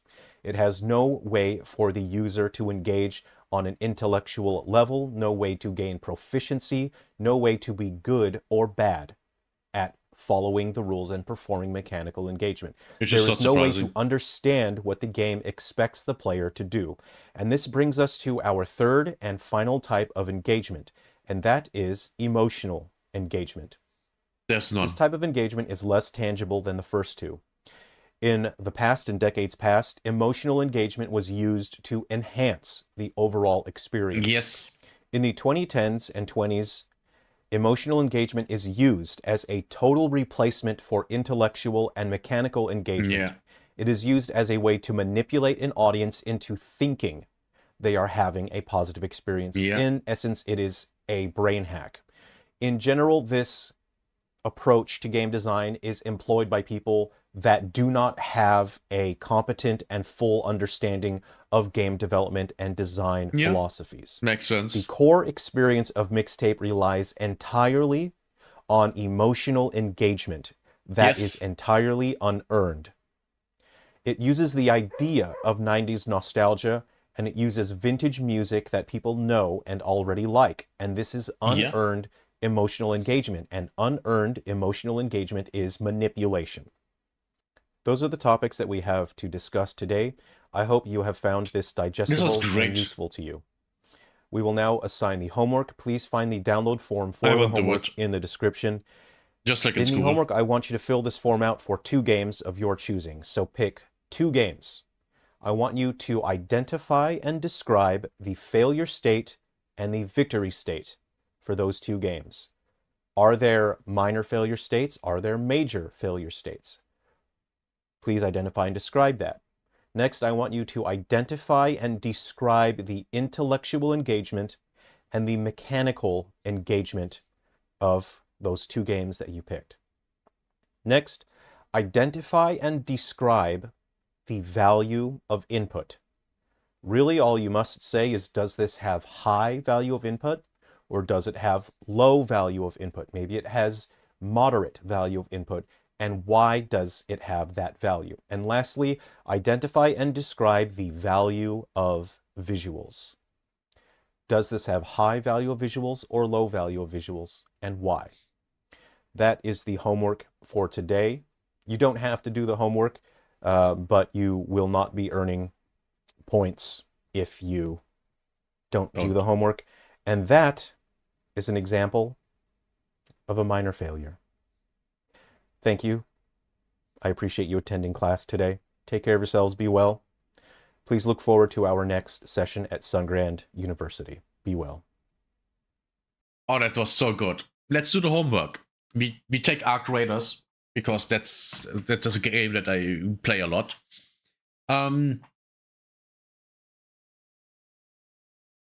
High or low visual value? High.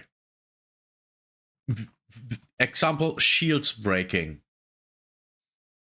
On you? Oh, and the shields breaking is also immediately a fail state, a low fail state for you if your shields break. But if an enemy shield breaks, you know their shields are down and you can go in for the kill, possibly. Or retreat because you know that if you're engaging from some distance, you can disengage. Input, very important. Very, very important. Because you're moving around a lot, avoiding enemies, engaging in fights, and even in the fights, you're moving around, positioning yourself. And for example, if you fight the Rocketeer, you're moving between areas from where you can shoot it, avoiding the projectiles, the rockets. A big fail state is just dying. A win condition is getting loot that you want and extracting successfully. Yeah. You can even have a small win, you know, getting the loot that you want. That's a small win, right? A big win is you extract with it. Now you can get the loot, you win. That's half the win, small win. And then you can lose when dying. No, what else? When it comes to intellectually, yes, you have to know what your weapons and your utilities do to use them properly. You have to know what the enemies are capable of, so you can use your utilities properly against them. Yeah. Did I do well? Oh, one more. How about the audio? You can hear enemies very well. When an enemy player's shield breaks, you can hear that. You can hear the enemy arc. You know when they are aggressive or not, or alert. Yeah. And that's why Arc Raiders is so much better than Mixtape. Well, that's not hard. Mixtape is not a game. Mixtape is not a game. And with that, we are at the end of this video. Oh, who could have guessed? If you liked this video, give it a like. If you want to see more, subscribe. And if you want to let me know what you think, comment. See you next time. Bye-bye. Oh, that was good. That was good. Oh my god, that video was so good. Such a good video. Okay, you go here. I do go for a short break. I have to get me something to drink and take a piss. And after that, we continue. But I'm not sure with what. Maybe a react. Well, I actually want to do one bodycam thing. Because Mondays are now bodycam things. So how about we do that? Be back in a couple of minutes.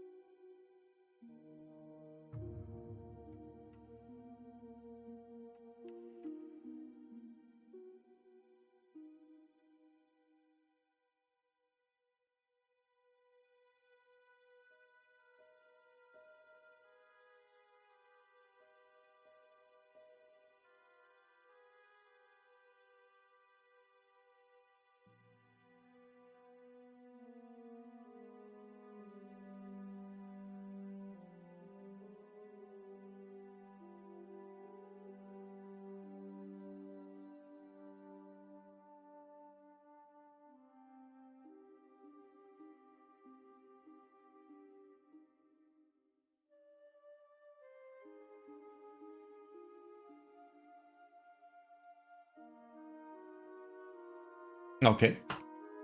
Daddy is back. Daddy's back. Okay.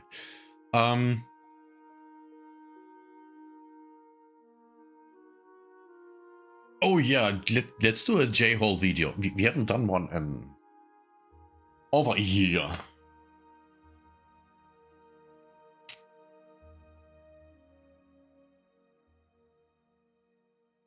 Come on. So women realize how strong men are after play fighting. Oh yeah. If you are a woman and you know, oh yeah, men and women are strong and as strong as men or even stronger. If you believe that, play fight. Play fight with a man and tell him to not hold back. Actually, you have to tell him to not hold back. Tell him actually even better. Tell him that you want to see if you know it's true and that's why you know don't hold back. Tell him that, and he will not hold back, and you will see you have no chance. So apparently girls are realizing that play fighting with men is not in your best interest. When you are play fighting with a guy and you realize how strong men actually are. I'm not a boxer. I'm not a fighter. I've never claimed to be a fighter. I'm gonna knock out Austin because I'm an actual fighter and I got 2 guns right here. Me personally, I don't argue too aggressively with no grown-ass, angry-ass man, okay? Let me tell you something. Smart. You get to getting too angry around me, I shut stuff up, okay? Let me tell you, I'm gonna shut the up. It's wise. I know a man. Especially if the guy is the silent type guy. You never want to antagonize the silent guy. Never. For the ones who don't get it, the silent guys are the ones you have to watch out for. Because when they actually get loud and aggressive, stuff is going south. Stuff is going south. You beat my ass, I do. Subscribe! But anyways guys, before we get into the rest of the video, I did drop a new song. How can I be the problem when the problem follows you? When it comes to relationships, girl, you ain't got a clue. Now you're running back cause you miss the things we do. I had you at a 10, now you living like a 2. Go ahead and check it out, link in the description, or you could just And yes, white men can't dance. go on any platform and type in J Hall. It's you, not me. I think all sports should be gender neutral. Yeah, I think so. The fact that they're separated perpetuates this idea that male and females, the gendered terms, are separate and the skill level is different. So men are stronger, so they have a separate sport, which is kind of bullshit. Eventually. She doesn't have a brother. Or a father. We'll have to stop pretending. Or people will get hurt. This is a college-educated individual. You're telling me that she doesn't have... Yeah, but colleges these days are just daycare. Which you spend a couple $100,000 on and then don't get anything out of it. At least the women don't, because they only study stupid shit that no one wants. Common sense. Or needs. Exactly. It's not rocket science to know the differences between a man and a woman, a boy and a girl. It's just nature. And the sports are separate for a reason. Look at the world's heaviest deadlift by a female.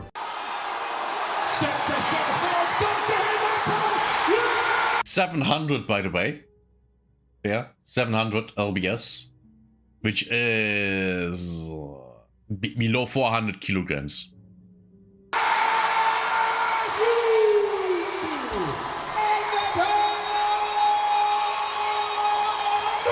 And she just deadlifted a whopping 700 pounds, y'all. That is a lot of weight. Yeah. I could only dream to lift that much, but... Oh, and say, by the way, for everyone that's saying, oh, you can't do that yourself, you're weak. But yeah, I can't do that. Of course I don't. I don't... I'm over 40, I have a fucked up back, and I haven't lifted in years. And even if I would still lift, I wouldn't do deadlifts. Because I have a fucked up back. Deadlifting is basically just something that you... If you want to train, and want to avoid injury as much as possible, don't do deadlifts. And I mean that. I mean that. If we put it against the heaviest deadlift by a male,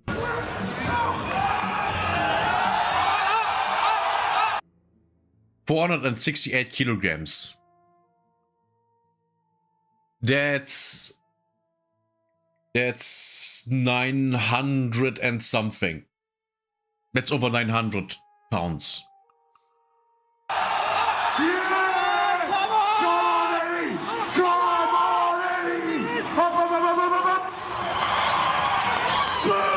my guy just lifted 465 kilograms, which is equivalent to 1,020 something pounds. My guy just deadlifted over 1,000 pounds, y'all. That's why women and men have their own league when it comes to sports. And me saying this does not mean that women are weak. Women can be strong as hell. Like, you just saw her deadlift 700 pounds. But when it comes to a man that's in the same sport, he will 99.9% outperform the woman. This video is focused on strength, but I could even add in another sport like tennis. This might look like a normal tennis rally, but what you're actually watching is one of the most controversial matches tennis has seen in years. This was a modern battle of the sexes between the women's world #1, Aryna Sabalenka, and Nick Kyrgios, who at the time was ranked outside the top 600 after injuries. And before the match even started, the internet was already on fire, because Kyrgios said he probably wouldn't even need to try his hardest. But here's where things get interesting. To make the match fair, the organizers actually changed the rules. Sabalenka's side of the court was made about 9% smaller, and both players were allowed only one serve instead of two, because the argument was that men generally serve harder and cover the court faster. But the big question everyone was asking was simple. Would that actually be enough to level the playing field? Because once the match started, Kyrgios looked like he was playing a completely different game. Drop shots, slices, underarm serves, joking with the crowd, while Sabalenka was blasting full-power ground strokes trying to keep up with the rhythm. Some fans... Yes, because men have 75, we are talking average here. Men have 75% more upper body strength. 75%, that's a lot. That's literally the difference between surviving and not. Said Kyrgios was playing at maybe 40% of his real level, almost treating it like a practice session, while Sabalenka was clearly giving everything she had as the world #1. So what's your opinion about this? Tell me at the comments. So if we go back to this young lady's statement. The fact that they're separated perpetuates this idea that male and females, the gender terms, are separate and the skill level is different. If we were the same, they wouldn't have to change the guidelines to cater to the woman. It would all be the same playing field. But just the simple fact that they changed the rules, made her side smaller, and changed the number of serves, what does that tell you?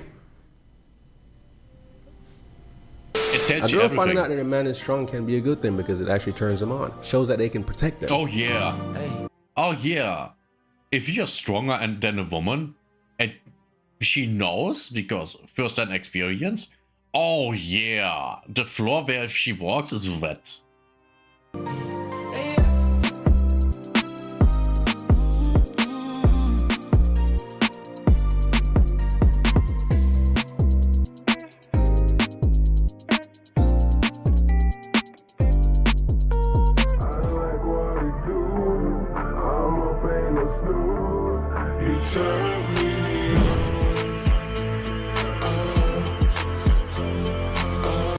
And that's less than half his strength.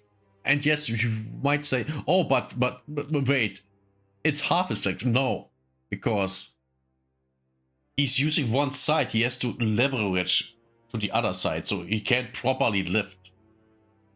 So this is not even half his strength.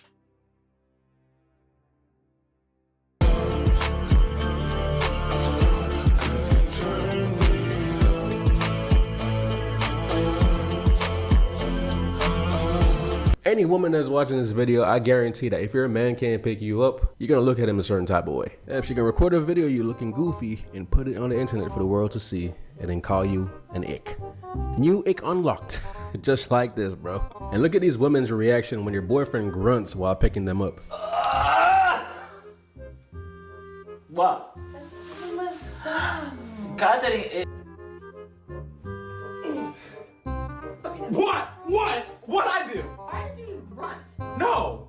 Oh. Well, yeah, you press out the fingers. The grunting is actually if you lift something heavy, you're not just lifting something. That's not just part of your muscles that you're using. You're using an entire body. So you do things instinctively that make your entire body stronger for the moment.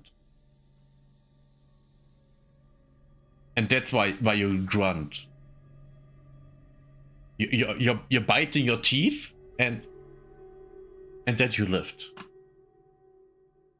You might even hold your breath, which can be dangerous. I mean, we all have seen videos where, you know, people deadlifting faint, right? We have all seen that. Same thing. If you lift you up, you... That's just the lungs, the cleaning the used air out of your lungs. It's stop it, woman. Stop it. I mean, can you lift him? No? Oh, and how about you shut up? And look how happy they are when you're able to pick them up with ease.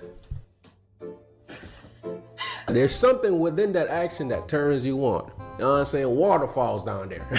Whenever I get down about existing in a 200+ pound body, I remember that my husband can lift 4 of me at once.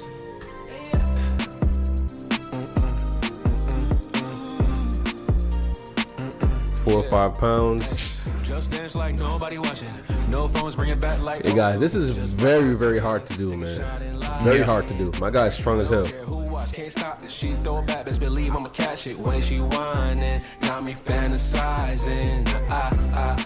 So as you can see, women like the fact that their man is stronger. It's just upon realizing how strong that is, can kind of shock them at first. Yeah. All right, y'all, and before we get further into the video, Absolutely. if you like to play games on your phone, I have a way that you can make money while playing games on your phone. Oh, and no. all you have to do to get started is scan this QR code or click the link in my description. And it's simple. All you gotta do is download, create an account, and it only takes seconds. I've literally did it myself. Took me like 10 seconds. So when you open the app, you'll see these games that you can pick from and play to earn money. So pick the one that you enjoy the most, play through the levels, and the cash will be sent straight to your free cash account. So it's like you're using your downtime to play games and make money. And this is not a get rich quick scheme or anything, guys. You actually have to play these games, man. Some people earn $10 to $20 a day just by playing a couple games. And if you want to, you could spend a couple bucks in the game. But where does the money come from? Oh, that's the thing. Where's the money coming from? To hit the levels faster, and this lets you unlock bigger payouts. That's how some users end up getting payouts like $500 or more on certain offers. But that's if you want to do that. You don't have to spend any money. You can just stick to playing the free levels and cash out. And when it's time to cash out, you have the option to use PayPal or gift cards. So if you're curious, man, just hit the link in my description or scan this QR code. And no matter how much I like him, no, don't do that. If you do use my link, you'll get a $10 bonus just to start off, guys. They're stealing your information. Don't let me win. Don't. No, but I want you first to see my strength. Okay, I want to feel your strength. Give us rank it 1 to 10. Okay. Yes. Okay, tell me when. Okay, whenever you are ready. Okay, 3, 2, 1. Okay.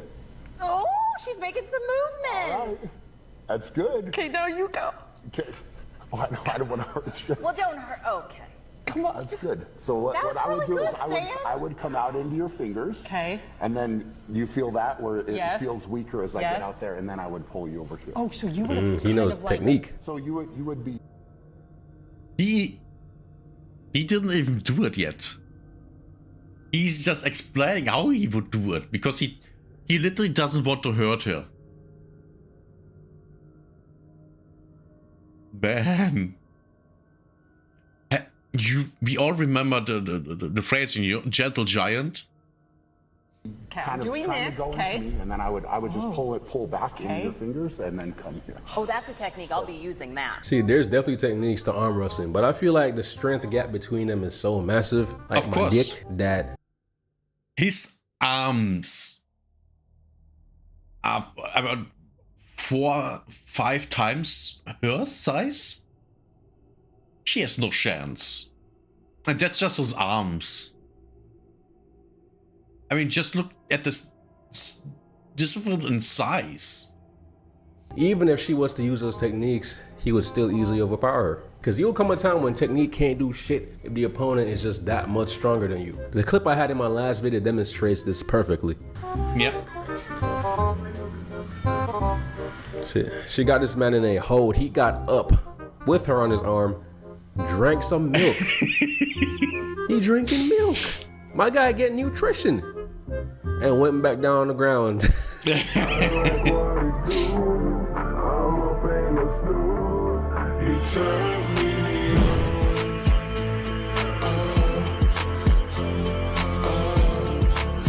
She enjoyed that, bro. We could tell she enjoyed that. Respect. Benching with your boyfriend. Power. Banana. Banana. On the internet, I see women benching a lot of weight, but I have never seen a woman bench more than me in person. Usually I see them benching what she's benching right here. When you realize how strong your boyfriend is.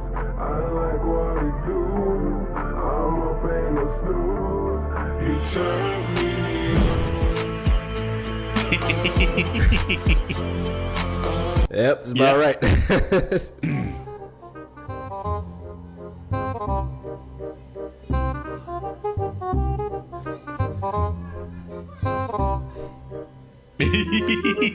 Oh wow, he lateral raising her RDL.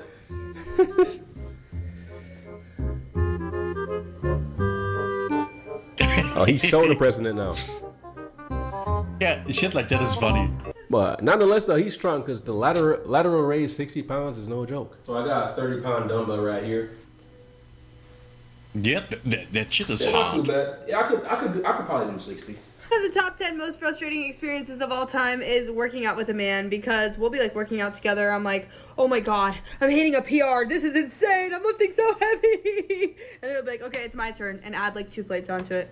Yeah. And it's his second time in the gym, by the way. Like, okay, it only took me 2 years to work up to that, but just throw those on. I don't mind going to the girls with gym, but I don't mind going to the gym, girl, what the hell am I saying? I don't mind going to the gym with girls, especially like on gym dates, or when I have a girlfriend and we both go to work out. But when I do work out with girls, I realize I don't push myself as hard because I'm trying to cater more to them. Because when I work out with my Indian homie, I find myself lifting weight that I've never tried before. Like, I didn't know I could even bench 245 until I tried it with him. Because I know if I try to bench that much weight with a girl, she probably wouldn't be able to spot me. Yeah.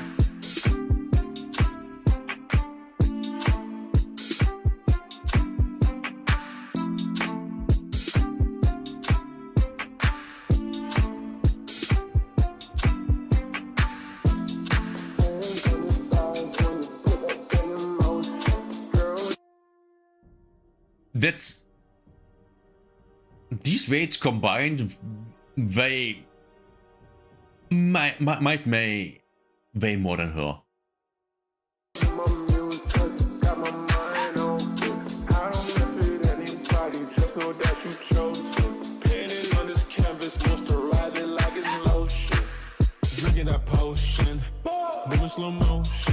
If I'm gonna lift that much weight, I'm gonna need someone that's equally strong to help me squeeze in that last rep or that last 2 reps, you know what I'm saying? So while some girls like their boyfriends being stronger to protect, there is other women that feel differently. Men were not made to be stronger than women so that you can protect us. No, you're our biggest threat. You're like our natural predator, if you will. What? No. Oh, you are Nature retarded. made you stronger so that we wouldn't fucking destroy you. The natural predator is Given crazy. the first chance we got. It's so that you can survive and evolve. It's not for our fucking Damn, she's stupid. Oh my god, she's so stupid. protection. It's for yours. Duh. So what she's saying pretty much is that if women were the stronger species, they would eradicate us. God damn, bro. Tell me you are evil without telling me you are evil. So here's a girl recording a man benching. Yeah, you don't see shit like this often in the gym. This is crazy. And he's pausing too. Yeah, that man crazy, bro. Men are stronger than women. Then why are men in video games wearing full protection armor and women only need a bikini? Not the same, you know what I'm saying? Women, sexuality, titties, attention. Men, Yeah, that's literally why in Arc Raiders, when I play a chick, I wear the recently added tennis outfit because it's kind of skimpy and I can see her behind. And when I play a dude, the dude literally looks like me. Same beard, which is new in the game, bald, and a cool outfit. That's why. That woman is dumb, which isn't surprising. I mean, fake hair color. Can I ask you a couple controversial questions? Absolutely. True or false? Men are stronger than women. False. False. Okay. I have a wife at home with a 2-year-old. Okay. And she's working from home. And she's pregnant with another one. Men are more physically strong than women. True. It's just that's the human body. Men can be women and women can be men. The way I was growing up, of course, like I was never taught that. I also feel there's no judgment. I feel like people can live their life how they want to live it, and if that's what they want to do, so really. So his first response wasn't to physical strength; it was to just overall emotional strength. Because knowing how to, man, but still, why are single mothers such bad mothers? Female hormone cycle is. And what they have to deal with, all these ups and downs, hot and cold, cramps, literal blood coming out their vagina. They got a lot to deal with emotionally and mentally. And apparently a period cramp is the same pain level as a heart attack. So last week I found... Yeah, but that's what women say. And, you know, women literally... There was a study done. And, you know, in hospitals when they give, you know, people that come in something that, you know, they have to fill out, and when you ask, oh yeah, how much pain you are in, women always go for 10, and then they sit there watching videos on the phone, or writing with someone on the phone, you know. Yeah, but they're in a 10 of pain. Yeah, no, they are just lying. I know something that just blew my mind. I found out that period cramps are equivalent to the pain of a heart attack. That shocked me. Yes, it did. But what shocked me even more is the fact that they don't stop throughout your period. It just keeps going. I swear to you, right hand to everything I love, I thought that period cramps came, stopped for like 2 hours, came again for like 30 seconds, and then went away. I did not know that y'all be cramping the entire time throughout your period. Crazy. The fact that you would even work, clean, talk, even breathe while something feels like it's crushing the organs in your lower abdomen. And again, the white man says something. So, my second girlfriend, or at least chick that I dated, we had a... Well, it wasn't a talk. She just... It's over 20 years ago, so I don't really remember everything. So, fundamentally, she said that, you know, oh yeah, the pain when having a period, it differs from you know, woman to woman. And for example, she was just fine. There was nothing there. Everything was just fine. So this, oh yeah, all women all the time. That's a lie. Oh, who could have guessed that women are lying? Especially these days. Oh, Jesus. I wake up on the wrong side of the bed. I am considering calling out of work. You can have a feeling of being stabbed in the gut with a 6-inch dull blade that's being twisted, and y'all still go to work. You still take care of your kids. You still take care of your husband. You still talk. You still breathe. How do y'all go through this month after month? You know, we got... Like I said, it's different from woman to woman. Also, the end... This, what he said just... Oh yeah, it's like being stabbed with a knife and have it twisted. Who came up with that? Was it just some random woman? And if she was she stabbed in the knife and it was the same pain? Or did she just make it up? I wonder what it was. I mean, we all know what it was. We gotta admit, that shit is crazy. You know what I'm saying? As soon as I get a cold, I'm calling out of work, bro. They say a man having a cold is painful.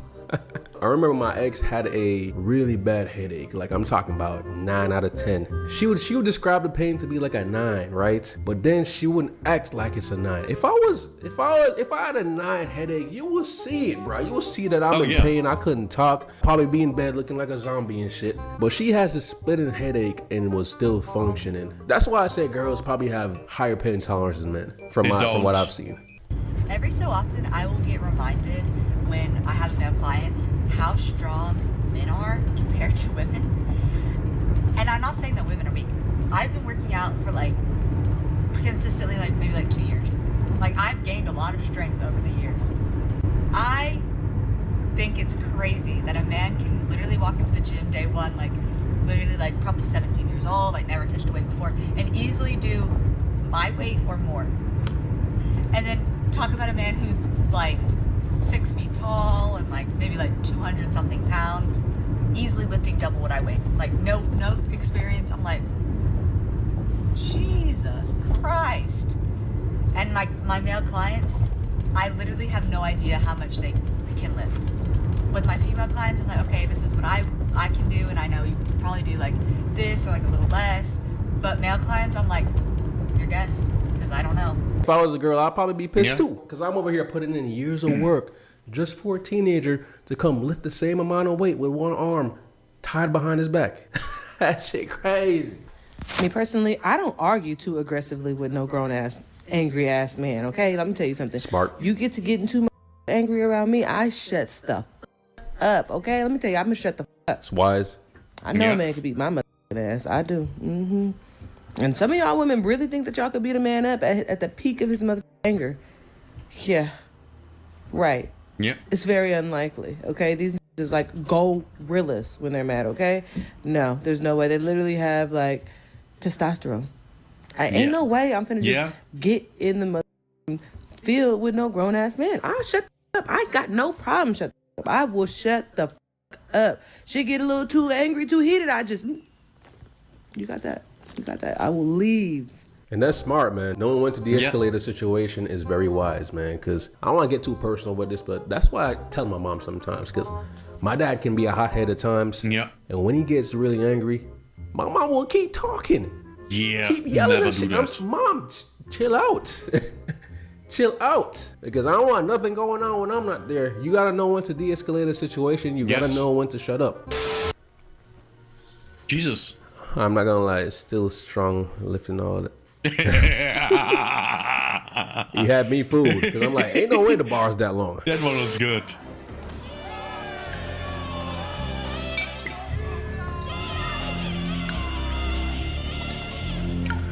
That's the highest I ever seen a girl got on that machine, bro. What do you want? Realize she's way stronger than she shows.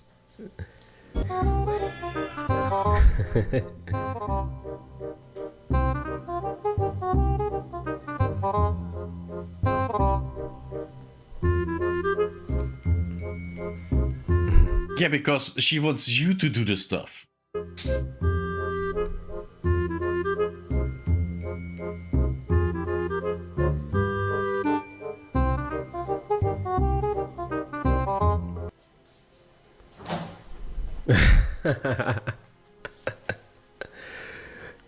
Oh, she revealed the secret. I'm saying women that do this are smart though, because they know how to play their role.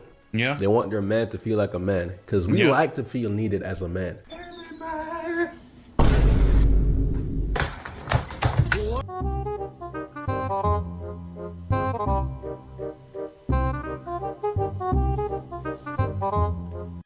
The thing of the couch is, she isn't lifting the entire couch. You have to remember that. It's leverage. She isn't lifting the entire couch. Always remember that. It's like I can do my own laundry. I can cook my own food, but it's just the thought of her cooking the food just makes it taste better. Just like I know she can open up water bottle. She could take out the trash, but I will do it because that is my role. I feel needed. All right, y'all, and that's all I have for today's video, man. I'll see you on the next one. Thank you for watching. And if you're a woman, but you have to know is that men want to feel needed. We want that. Because we literally are getting happy when we help people. At least I do. It's a great feeling. It's a great, great feeling.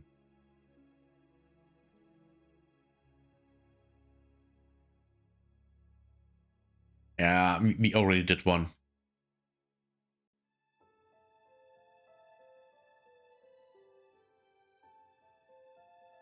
We did this already and it's out. It's not out, but we did that.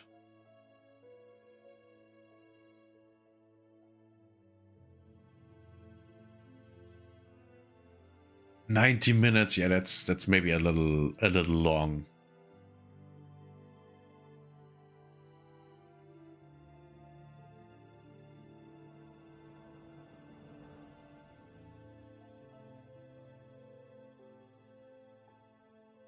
Book TikToker gets 35 years to life in prison for this. Oh.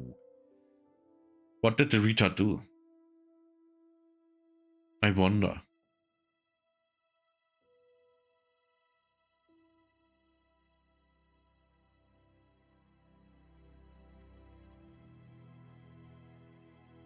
I already watched this, right? I did. Yes, I think I did.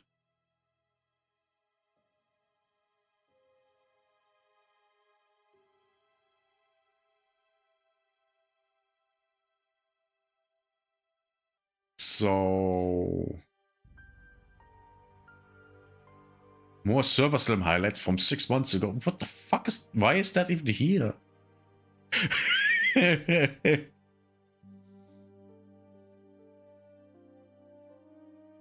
Why is that 7 months ago? Yeah, I'm never going to watch that. Legal games banned, yeah. So...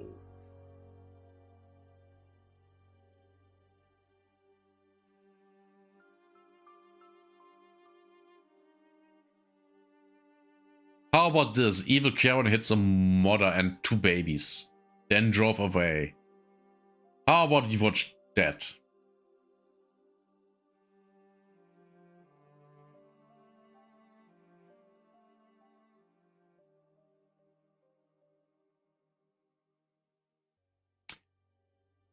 Well, actually, how about not? That's, man. How about we go here and then we see what we find? Maybe something nice. Massive stealth nerfs? Oh no. Anvil and oh no. Oh no. Oh no. Nothing here. Why?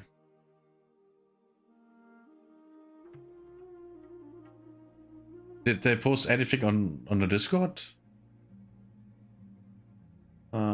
Server announcement. Hey Raiders, we have closed submissions to the seaside snaps. What? Oh, right. They had something going on. Okay, yeah, don't care. No, nothing on the Discord. So, well, they don't have me as a content creator, so I'm late on this shit. Oh my god, look at her. Oh man, she's hot. Hot and strong? Great.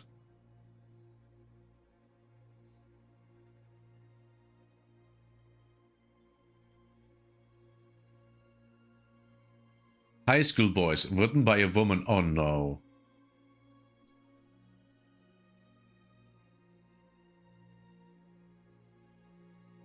Spirit Walker Companions. Yeah, we gonna watch this because I'm gonna play this on Friday. It's gonna be my league start. Because I want it to be. I want this to be my league start. Hey guys, Gassy TV here with another Path of Exile 2 video. And does he have music? Now I'm going to talk about my league starter plans. and it is going to be a Spirit Walker. Same. So I'm going to go through and talk about the initial state of this, and obviously there will be a written build guide linked to the descriptions below as soon as it is ready. We're going to have the leveling build guide linked to descriptions. We're also going to have an endgame build linked as soon as it is ready, which will come in a couple days. They will all be ready before launch, but the leveling guide will be posted on Wednesday. That's tomorrow at the time of this recording. Anyways, if you like this type of content, hit the like button, subscribe for more content, leave a comment down below, all that shit that helps the YouTube algorithm. Let's dive into the video. First off, we have this little skill tree. I'll move away so you guys can see it. This is the preliminary leveling up until about the early stages and the middle stage of Act 3. The idea here is to essentially get to 2 different incremental steps of leveling with Twister. As you can see in the gameplay footage that we did the other day, we are going to be leveling with Twisters, and I'll have a few notes about that. So let's talk about leveling. When it comes to Ascendancy, the first Ascendancy should very likely be to pick up the unique Tame Beast. And then we have a few options, such as Devourer, we have the Hyena, we have potentially Geonor, if that's even possible. So there's a couple different options in terms of beasts that we can use. Even the not the Grellwood, the one, the Bramble Jack or Bramble thingy, is a beast as well. So there's a couple pretty cool options. I just don't think that it will be the best option. I think it will be the coolest and probably the most fun option. But in terms of efficiency, you might want to pick up the bear. And the bear node, if I'm scrolling, it's called Wild Protector. Yeah. Otherwise, you're just going to pick up the Natural Order node, since we're going to get access to Tame Beast earlier on. So that's a matter of personal preference. And that's what we will gonna do. We go for the boss thing first. That's the most important thing. And after that, everything is open.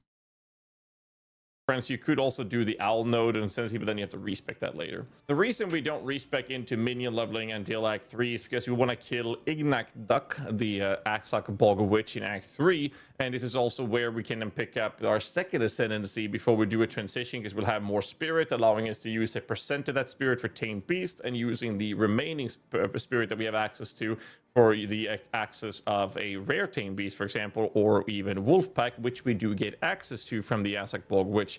What will actually be running is something I'll be playtesting on League launch day myself, obviously, to see which one we go for. And that's kind of the reason and the position where we switch to companion gameplay for leveling. Now, again, there will be a link in the description as soon as it's posted for the leveling build doing this.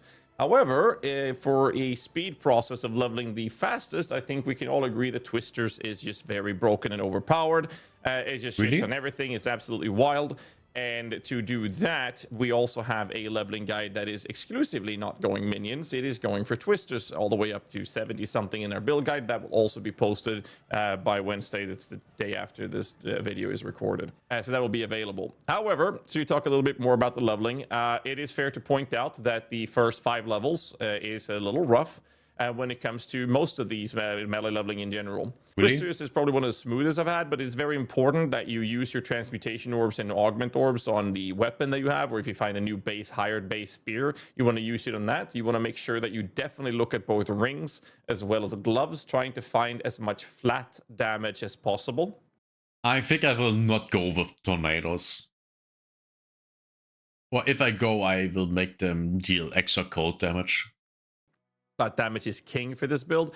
It is more often than not better on your weapon to have a bunch of flat modifiers than increased physical damage modifiers, for example. So flat is king. Maybe not as flat as Lindsay Lohan, but you know, the flat is king out in the game. So make sure you go for that. So that's quite important. Once you get a couple of items or 1 or 2 items of actually giving you some flat damage and an upgrade of your spear. If, for example, in the Red Veil zone, you can pick up the armaments on the ground. It's like your pseudo chest, like a weapon stack of weapons. They will eventually, there will be one that gives you a spear. So when you run into this zone, do click on these things to pick them up. Because if you get a spear there, even the white base version there should be better than what you're wearing. And if you have transmutations or augments, use them on that. So that's a couple of small tips and tricks to make the leveling feel smoother. I believe it's level 5 where we get the skill gem called Fangs of Frost, I think it is. Which is good. This is where we're going to make use of the buckler we're using and actually start parrying enemies. Now, obviously, when you're parrying, even bosses, make sure that your parry bar is not halfway full when you try to do it, because then you will be staggered. So when you do this, what you'll be doing is you're parrying, and then you will follow up with Fangs of Frost. Now, this allows you to create chilled ground on the field, which you can then use your whirling slash. Obviously, the build guide, the leveling guide, will cover this more in detail. But that allows you to get the elemental damage approach for your whirling slash to do way more damage with your twisters. However, when you're clearing enemies, parrying something and then following up with Fangs of Frost, more often than not, depending on how many gear pieces you have, will just straight up one-shot the entire pack. Which is parrying awesome. is very, very, very attractive. We are going to drop the whole idea of using Fangs of Frost and neglect or reduce the necessity of pairing altogether once you get access to Frost Nexus support gem, which you'll put in your twisters. So you're just going to have a bunch of freezing grounds effects everywhere on the field, and the build just becomes really, really comfortable to use. It's extremely fast. It shits on bosses. It's just been one of the most insane leveling experiences I've ever had. And I will arguably say it's been one of the more fun leveling once you get used to the build. So that's kind of like the notes about leveling and how to progress it. The skill tree will be more in detail, obviously, in the build guide. But as you can see here, we have the skill tree available for you as a screenshot here. So I'm a fan of cold skills and all of that. Which is, I'm thinking of actually staying on using the cold stuff even after the transition to companions, simply because it gives me a benefit. If the enemies are chilled or frozen, so they not even an offensive but a defensive layer, an advantage there. If the enemies are frozen, they don't move, my minions can just attack them like, they want. No problems. No, I don't have cold stuff. No, I forgot that. Now that will be in the guide when we have the tools ready and everything. Outside of that, there's not really much to add when it comes to the leveling notes. It's pretty straightforward. You're just going to shit on everything and walk through the world. And nothing's really going to stand a chance against it. Yep. When it comes to the end game, however, we have currently, Lolash and I, we have currently thrown together on the Natworth GitHub the updated skill tree. Obviously, we don't have access to the tool for this on the website that we're on Ice Events where we have the guides posted. So unless the tool is ready before launch, worst case scenario, we might have a screenshot of the tree, but obviously we'll fix this as soon as possible. Best case scenario, the tool is ready and we'll have a proper and a skill tree tool for you to navigate through, but just be mindful of that. And also, I will be playing this on League Starter. This is my League Starter build, and there will be some things that might change, and we're going to be updating them on the fly in the build, guys, so make sure you stay updated and check it every now and then. So I'm going to talk about the end game approach for this build. We had a couple of ideas, but basically what we're going to be doing is focusing mostly on the approach of deflection and evasion as our layers of defense. Sense. We have access to things like Spring here, which is damage if an enemy does to us has a chance to be unlucky. But mostly it's the increasing deflection rating, increasing evasion rating, deflection and damage reduction. And we have things like increase reduction, prevent more damage from deflected hits. We are going to be picking up Bestial Skin to increase the evasion rating we gain from our body armor, as well as enhanced reflexes, which is again getting deflection. I remember this. I used these when I played Huntress. Also, there is a chest that I had to drop in Act 1 a lot of times. And that thing is great. Because it has it's not even an ability, it's a passive thing. If you stand still for a while, a cloud around you forms, which lowers the accuracy rating. No, it blinds enemies that are in it.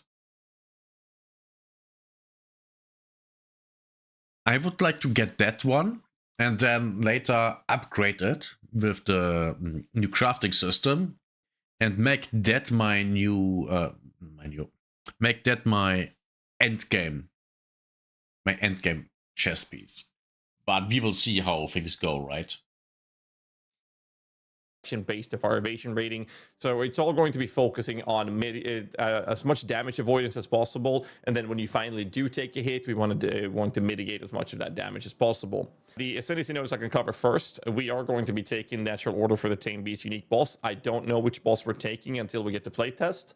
We are going to take Idolatry. This is how we're going to get a ton of additive increased companion damage, but also more importantly, the increased reservation efficiency for our companions.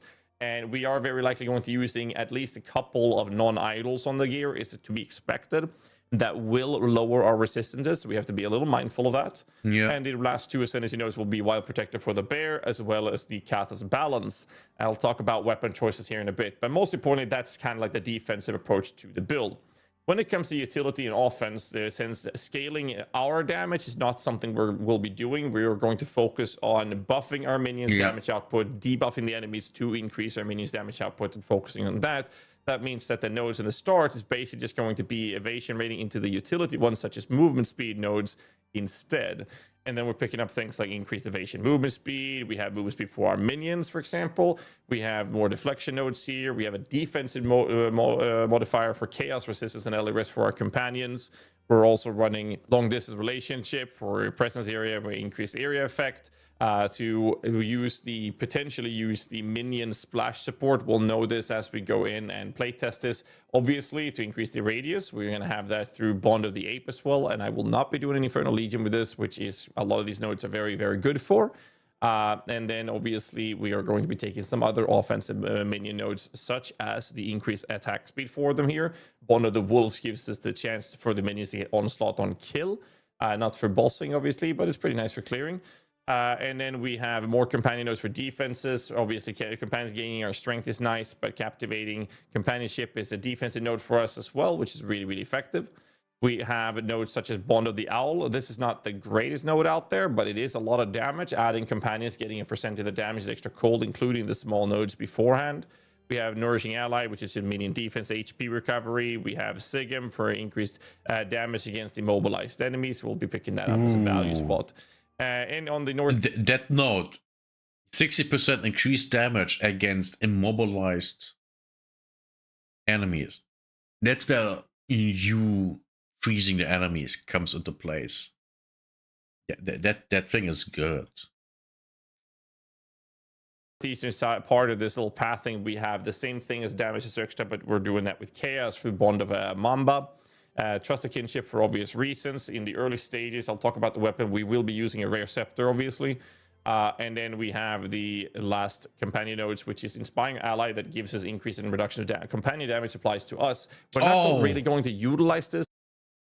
A node like that exists? I don't remember this. This must be new. Oh my god! And now that the same thing on the other side of the tree for minions. Please, can we have this? Oh my god, this is good. This is good because this also means that we can make a build with that, but without companions. That's good. That's really, really good. And not only that, we can make a hybrid build, which is super good. That's super, super good. Oh my god, I'm excited. There is a case where it could be decent, but we're not going to be focusing on this with this build. But we're pathing through here because of these damage nodes, and then we get to the important ones, which is reservation efficiency, as well as the reservation efficiency notable, and more reservation efficiency into Lifelong Friend for the revival in case they die. That's basically the gist of the tree. This is a level 109 points in, so that's 86 level. The idea behind this actually comes down to a couple of things. I have a little notepad list, and that is the fact that we're going to use this for endgame, at least preliminary, a From Nothing Jewel. From Nothing Jewel looks like this, and you can roll with a bunch of different modifiers. So this one in PvP has all of them. So let's say you have one that is of Sacred Faith, for example. This would allow you to use this socket in one of the socket jewels here, and that would allow you now to take any nodes that is inside the circle from, say, Scarred Faith. Oh. Sacred Faith, from Scarred Faith. That allows you to take these nodes. Now, this allows us to do a couple different things. That's we cool. can start with a Black Flame. Black Flame is up here. This gives us access to Vile Mending for minion sustainability, but this is also very cheap to anoint on your amulet, so very likely Vile Mending will be to go to oil for your amulet in the start of the... But why? We don't have minions except of the skeletons that heal.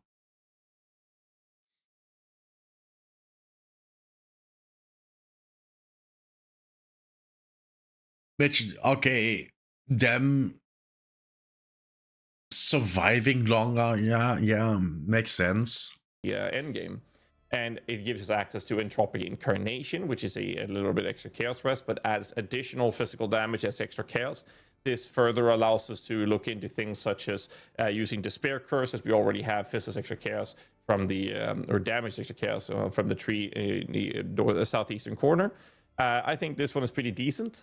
But we have a couple of different options. Necromantic Talisman is really cool, for example. That is this one that gives us access to Gigantic. We don't know if Gigantic is going to be something we'll want to. It kind of depends on how the reservation efficiency will look. But if we're able to get this one in, it is a fantastic node.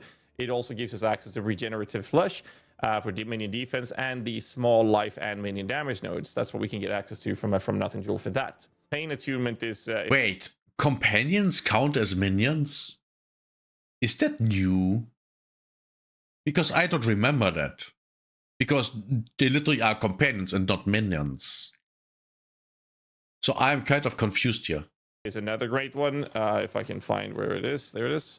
This gives us access to Bringer of Order for damage. It gives us access to the Silent Guardian for defense, Holy Protector defense, and a couple of companion nodes here as well. It's not great, but I think it's a good, decent optional choice. And then we have Bulwark, which is down here. Bulwark gives us access to Warlord Leader, which is increased presence, minion damage, and the same thing with allies presence damage, which is a ton of damage. And then you can also get Warlord Berserk. This is where we can actually use something like a spear on our build and use like Twister or something without Whirling Slash. Just cast a Twister and generating rage with that, with a rage support to give our minions rage every now and then. But it does reduce presence area, but that is another option that could be played. Here's my favorite though. The favorite one is using Elemental Equilibrium. This is again for the end game approach. I like the Elemental Equilibrium the most because it gets us access to Left-Handed Darkness, which is a ton of PDR and Chaos Rest, but we also get access to this node, which gives us the potentially required, filling the missing resistances for our minions. There's a bunch of small nodes for defenses and offenses, but since we're going to be scaling and focusing on physical damage dealing minions and then having them do chaos damage, we can use something called Ulnatol's Embrace. Ulnatol's Embrace makes it so that they break armor equal to 20% of chaos damage dealt, and the supporters gain 40% of physical damage extra chaos. Now, since we're doing so much chaos damage, what we can do with that approach is Left-Handed Darkness or Right-Handed Darkness. I think he's not going full companion, which I want to do. I want to go full companion. The only minions that I will have will be the healers. So the entire thing with the gem and picking out these doesn't matter to me. Unless I get one and it's close to the companion thing that was here, he showed earlier, and said it wasn't that great. Allows the minions to apply Withered. Now, Withered makes the enemy take increased chaos damage, which is a ridiculous amount of damage. So doing this, I think, is going to be the main approach that I think we're going to be ending up doing, and that means we're going to be oiling the Vile Mending node. That's what I think is going to happen, but that's the notes on that. When it comes to weapons, however, we've been kind of balling back and forth on different approaches. There's the Flesh Crucible Jewel, as well as the Finger Glove, or whatever they're called. Butt finger hole or whatever the saying is, to give us Giant's Blood to use something like Chober Chabber. I don't think it's going to be useful because it's too much attribute requirements, pressure, Tree Finger, thank you. We're kind of forced us into using a vertex, but now that cuts a lot of our defenses, and that it just causes too many issues. So I don't think we're going to be doing that. However, in the start of the end game, we're going to be using a rare scepter, probably with something like a trench timber or a shield. For those of you who don't know what trench timber looks like, I'm going to show you. A trench timber looks like this. This is a below level 55 unique. It gets its plus level of all minion skills. The damage. Yeah, minion skills. Yeah, that's he's literally not going for companion, but minion. He's focusing on the minion, and the companion with the boss is just the icing. We will go for the zoo. He will be a zookeeper. So I will go for the scepter with the wolves. The wolf scepter. Wolf scepter on one hand, and the other hand is a spear. And that's what we will going to do. That's what I want to do there. Yeah, this is... I will most likely go for almost... At least on the side of the Amazon, you know, skill tree wise, I will go for the same thing he goes. But I will differ in a lot of places. Damage is completely irrelevant. However, we are able to upgrade this with the Kolguran tech from the Runes of Aldril League to do more damage, but I'm not sure if this is going to do that good in terms of damage output, but it gets us plus levels for our minions. But that could be a good way, and I think that we're going to be aiming for a Sylvan's Effigy, which is allowing us to have more companions. So that's kind of the play that we're going to go for. But once you get access to Katha's Balance, I don't think Trench Timber will be a good play because of the damage from the Trench Timber. Even with an upgrade, I don't think it's going to be that high. So then we have some other options. For example, we have the Spire of Ire. Spire of Ire gives a ton of chaos damage. If we're now focusing on the chaos damage approach, then Spire... It's... Jesus. Yeah, that's a lot. When you consume a charge trigger... What's a charge trigger? Chaotic Surge, you gain 2 Chaos Surges. I have no idea what that means.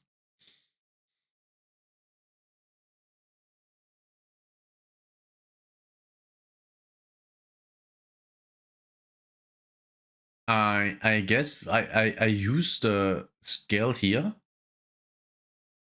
Chaos Surge.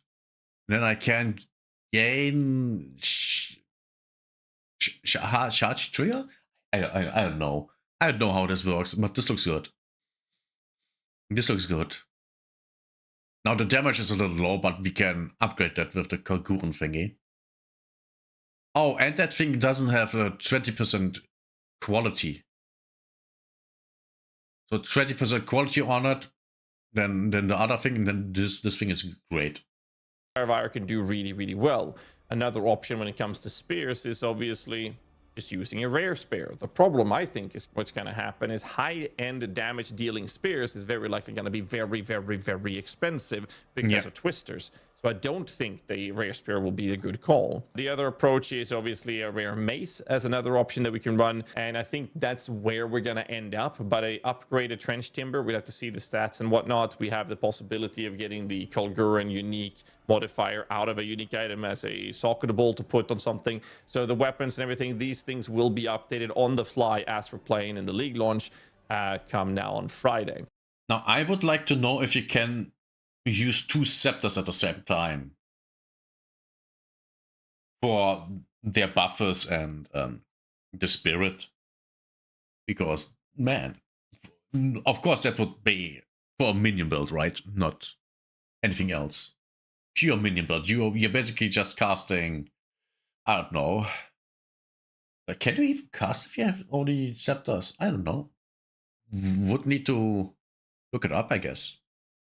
But that kind of sums up like the generic general take of what to be expected for what I'm going for with my league starter for the Spirit Walker. I'm very excited for it. But like I said before, I think that starting with the bear node is better in terms of efficiency for the first ascendancy, but obviously I will be taking natural order because I'm going to have some fun and trying out the bosses. Yes, That's basically what I'll be doing. I think a lot of people will enjoy this a lot to see it in action. But that's my plan. In Act 3, I will take both of the nodes and switch into this tree instead of the leveling tree that we're doing up until about middle of Act 3, sorry, in the middle of Act 3. That's basically my plan. I don't really have anything else to say other than that the build guides that I have will all be posted on Icy Veins. So if you go to Icy Veins, there will be a link to this on the website, obviously. All of these build guides will be updated before launch. Leveling guides will be posted on Wednesday. That's the day after today. So tomorrow, at the time of this recording, so Wednesday. And the endgame builds will be posted before launch of the season, and Spirit Walker will be updating that as we play it. The .build files, for those of you asking about those, yes, they will be available for every single build guide that we have. However, it might not be ready directly on launch. Might take a day, maybe two, before we have those covered. So big shout out to my man Lolash for helping me make this a possibility. He will literally be not playing during league launch. So when the league launches, he will be fixing and updating these things on the fly, ruining his own league start to make sure that everybody has these things in these guides. So again, a big Man, that sounds so sad. It sounds so sad. Shout out to Lolash. I couldn't do it. I just could not do that. But he's stepping up and being an absolute goat. So that's the plan, and that's what should be expected on this channel. I'll be posting a lot more content, and build guides will be posted. I'll be looking into the Chayula Monk. I can make a little note about that before wrapping this video out, and that is the changes to the remnants.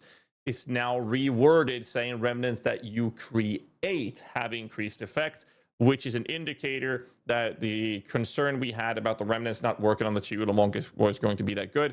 This confirms it that the Chayula Monk idea that we've been talking about is going to work, and it's going to be absolutely insane. So that'll be the next one I'll be working on together with Lolash. Anyways, like I said before, hit the like button, subscribe for more content. Make sure you don't do that. Don't miss out on doing that, because it helps out the channel a lot. And I'll see you guys in the next one.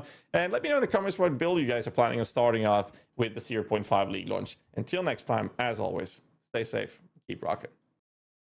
Man, this is great. This is great. Now I have another idea for. That's kind of the play that we're going to spear here as well. I don't think it's going to be. So when it comes to the new ascendancy, right? I fought for going for the boss thing. Then all the this thing, the owl, the stag, and the bear. And then taking the thing they unlock, the extra thing. So we would have 10. We would have 10 points in the ascendancy. I thought about doing that. That might be actually my second build. But the thing is, with that build, I'm not sure if I would go first with the bosses. Because there would be so much but maybe I should, because getting that thing is really, really hard. Getting the last thing is really, really hard. So I would rather take the bosses, the bear, the stag, and then as the the last one, the last ascendancy, the owl. And then we unlock, the extra thing, which is free. That would be my second thing. Of course, with that, I would need to do damage myself. So I also would up here the damage increases and reductions to companions also affect you. I would have to go with that. The thing is, I'm not 100% sure what skill or skills I would use with that. Most likely I would go for the thundering jump thingy that the Amazon has, which I used before. It's great.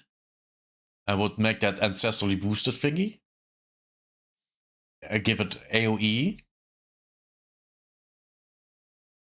Would be nice.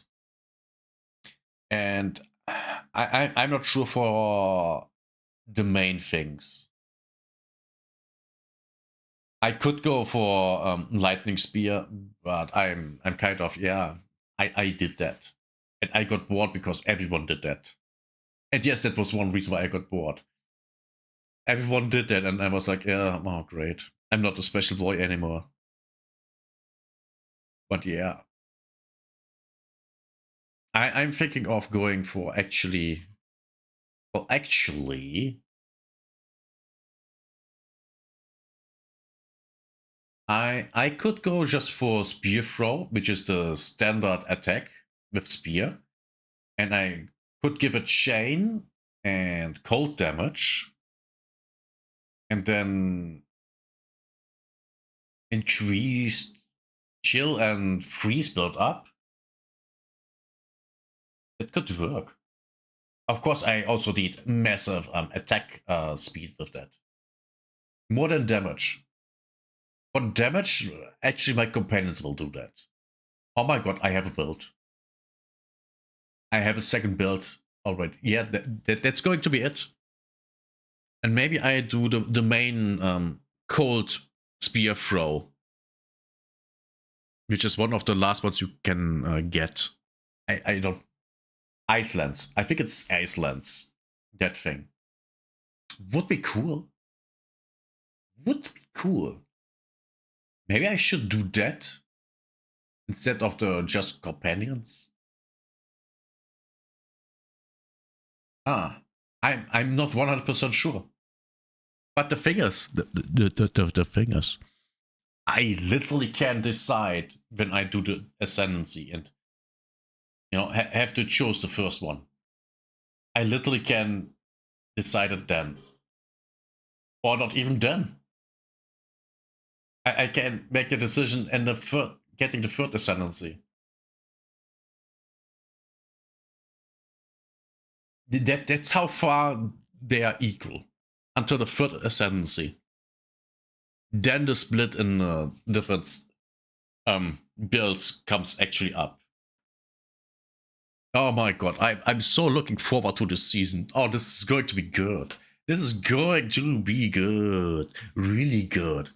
And with when I go for the second one, it would actually make a lot of sense going for the bosses the last. Getting the wisp and the sacred wisp animals first. So my own attacks are super strong. I have the bear and the stacks to deal damage that's not coming directly from me.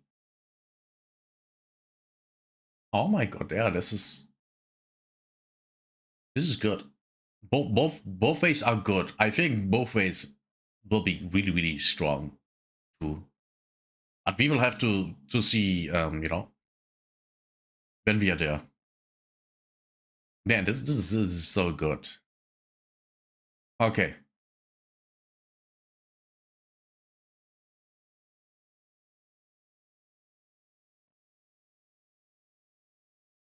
So what do we do next? I actually want to watch this one. Not for a particular reason, I just want to know what's going on here. Because they didn't put out any news. But first I have to go and take a shit. Literally. I'm sorry, but I have to. I leave with music. But I have to leave you for a moment.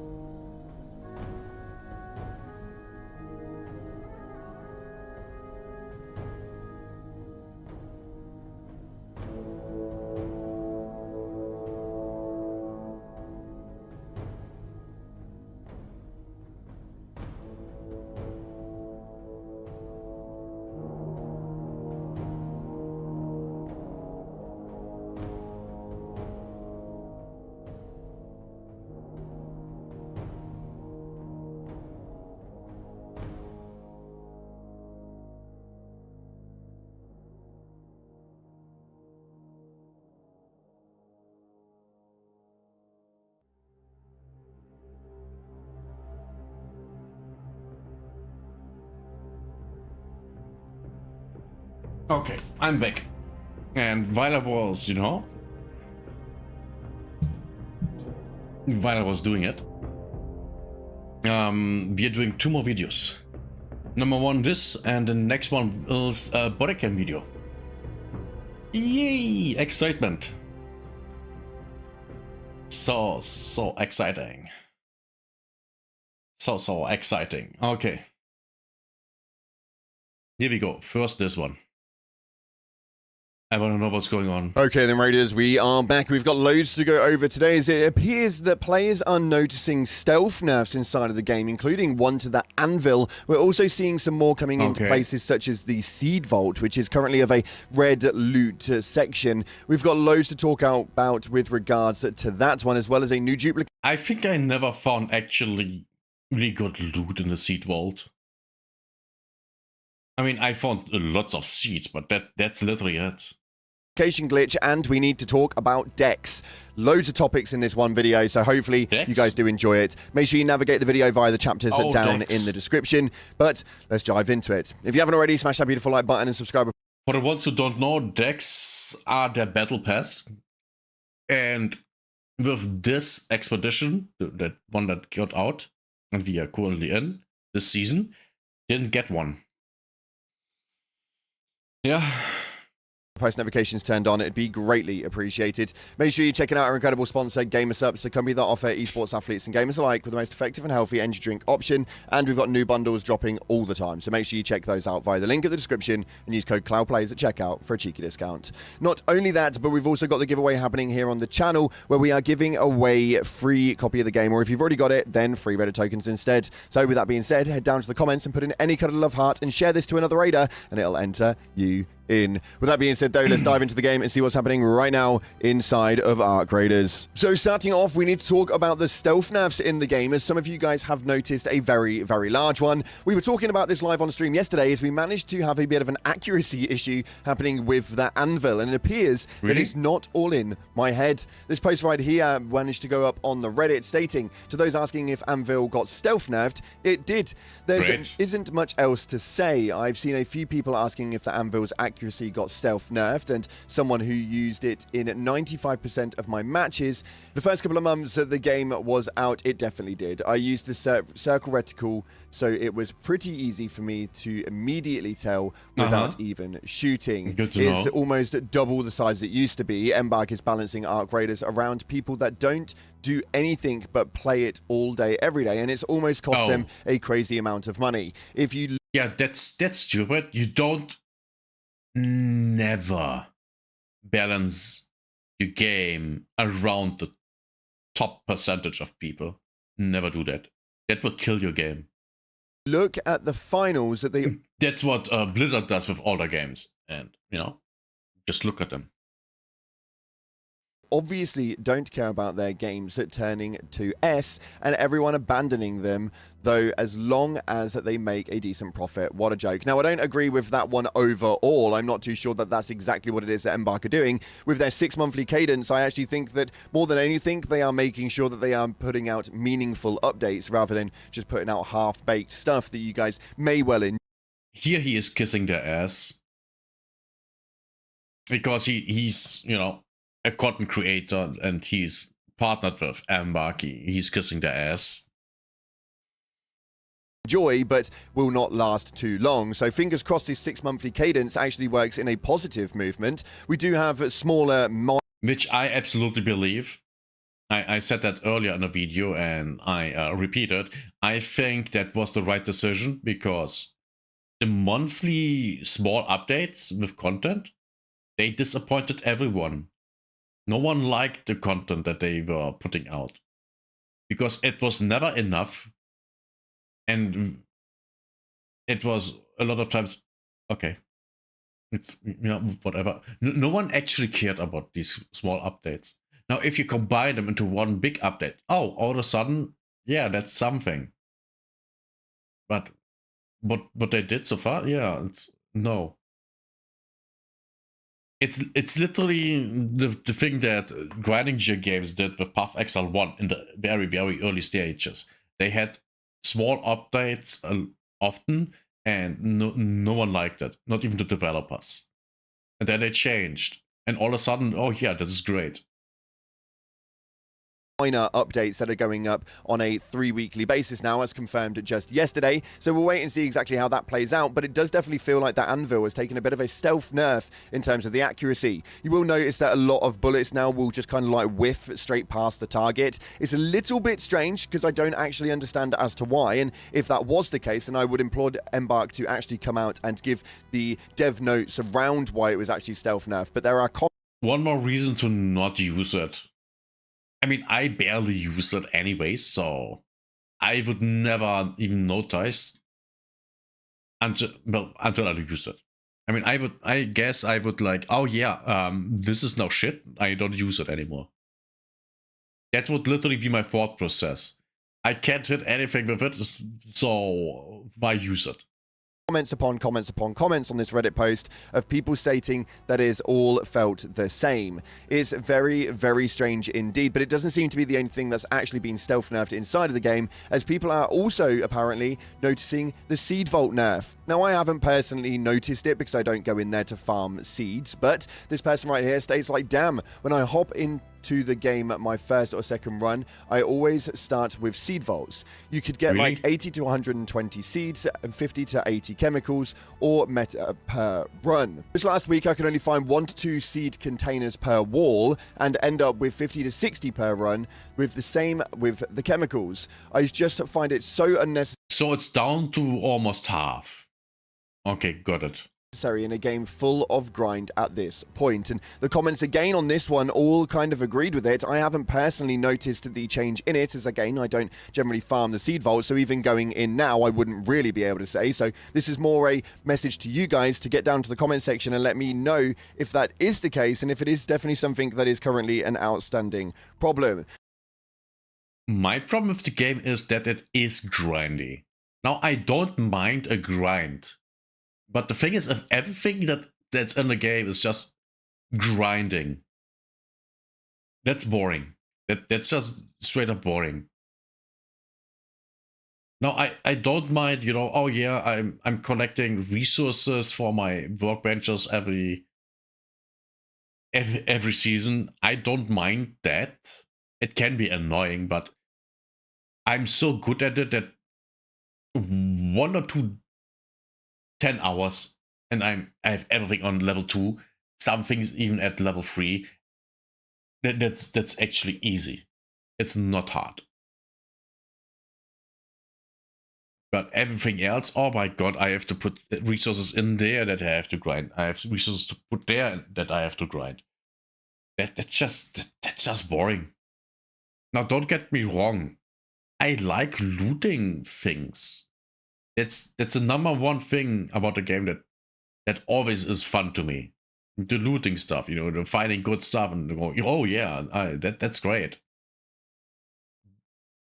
But if I have to get things together where I know, oh yeah, I have to just go and loot a certain thing a bunch of times and then I have it. It's not fun. I did that with the couriers. I grinded the vaporizer turbines, the vaporizer thingies and the turbine thingies. All from couriers for the expedition and the avian project. I did that. I grinded that. I played Buried City. If you have watched my streams, you know I've played Buried City. I went in a circle around the map, farming couriers for that purpose. Over and over again. Is that fun? No. Is it efficient? Quite. Because I got a lot of money out of this. A lot of materials. So, yeah. It's Could be better, could be worse. Now, if they would not have those, if the couriers would not be able to drop these things, I would actually be more frustrated because fighting the turbine doesn't seem to be fun. Vaporizers are also, I mean, fighting a Vaporizer is fine. They aren't hard to kill. The fights aren't that hard. Fighting a Rocketeer is harder. A lot harder, actually. So yeah, it's it's It's a bit of a weird one that they are making those nerfs behind the scenes and not really making any contact with regards to it. These are essentially balance patches, and this is one of those things that we have seen with a lot of Swedish developers in the past, such as Helldivers 2, is pretty much renowned for doing those stealth nerfs at this point. Maybe it's just that it missed the patch notes, or they were such a minor alteration over the due course of time that they didn't see it necessary to actually talk about the 1 or 2 digits. I do think that there does need to be somewhere where we can go to be able to find the exact figures of everything that's happening, but we'll have to wait and see exactly how that plays out and if Embark Studios ever do really come out and talk about it. On top of that, though, talking about Embark coming out and talking about it, CM Lily has now closed the submissions for the Seaside Snaps. Those of you guys who were sharing your amazing pictures in the adventures of Riven Tides, the event winners will be announced next week. So that is now closed off. One thing that isn't closed off, though, is the duplication glitch, as it is still rife inside of the game right now. This post rider here managed to state that they extracted with 500k in identity. Let's jump to the important thing. Going into that, though, we've got a topic of conversation that we need to talk about, and this is with regards to decks. This is really, really odd to me because they started off so strong with them. It states right here on this Reddit post. Same. I like the Raider decks. You got currency out of that. You got items out of them, you got cosmetics out of them. That was great. It was a great incentive to play the game and put your crits into it that you get for not trials, they're calling them feats. You just play the game, do something in the game that rewards you with a currency because you did that thing. It's a very simple system. I like that. Where are the new decks? It's been more than 3 months since the last one. We got the Rider and Voyage on 30th of October 2025 on release day. We got the Goalie on the 26th of December 2025, about 2 months after. And then on 23rd of February 2026, we got the Surgeon deck, about 2 months as well. And since then, nothing. I don't understand it. And this is something that has been a topic of conversation in a lot of my comment sections, in a lot of my live streams. It's definitely seeming to be something that a lot of people are wanting, and yet for some reason not receiving. Not only that, but in the first couple of months of actual launch, they did talk about premium decks, which would essentially be a deck that would cost you money, but would have more inside of it. We are still... I wouldn't mind that. I mean, they have to, finance the company and the further development of the game. They have to make money. And I'm fine with that. Completely. If I get a deck, I can see, oh yeah, is there anything good in it that I actually want for my character? I don't know. A cosmetic, whatever. And sure, I might pay for it. I might. I don't know, but I might. I'm completely open to that. But that there is nothing. I mean, at this point, I think they try to make the game not fun. I think Embark is, oh yeah, just like Blizzard. People have fun with something, let's take it away. Oh, people don't like doing this, let's force them to do that. It's... Yeah, I think we have a problem here where they take the things away from the game that are fun and replace them with either things that aren't fun or with nothing. Yet to even receive any of those. I don't really know what's going on with the whole deck situation. I have reached out to Embark Studios for a statement with regards to it, but I yet to see anything come back from them. Let me know what you guys are thinking and whether you want to see more decks, and if you would want a premium deck that you could pay for just to help Embark a little bit more with the money that they apparently are struggling with. Nonetheless, talking about your... Wait, they're struggling with money? Oh. Okay. Oh no, don't tell me the studio is too big to succeed. At this point, I wouldn't be surprised. I wouldn't. I said it earlier. I think Embark is fumbling their success with the game. I don't think they actually know how to run a live service game. And that's the problem. They don't.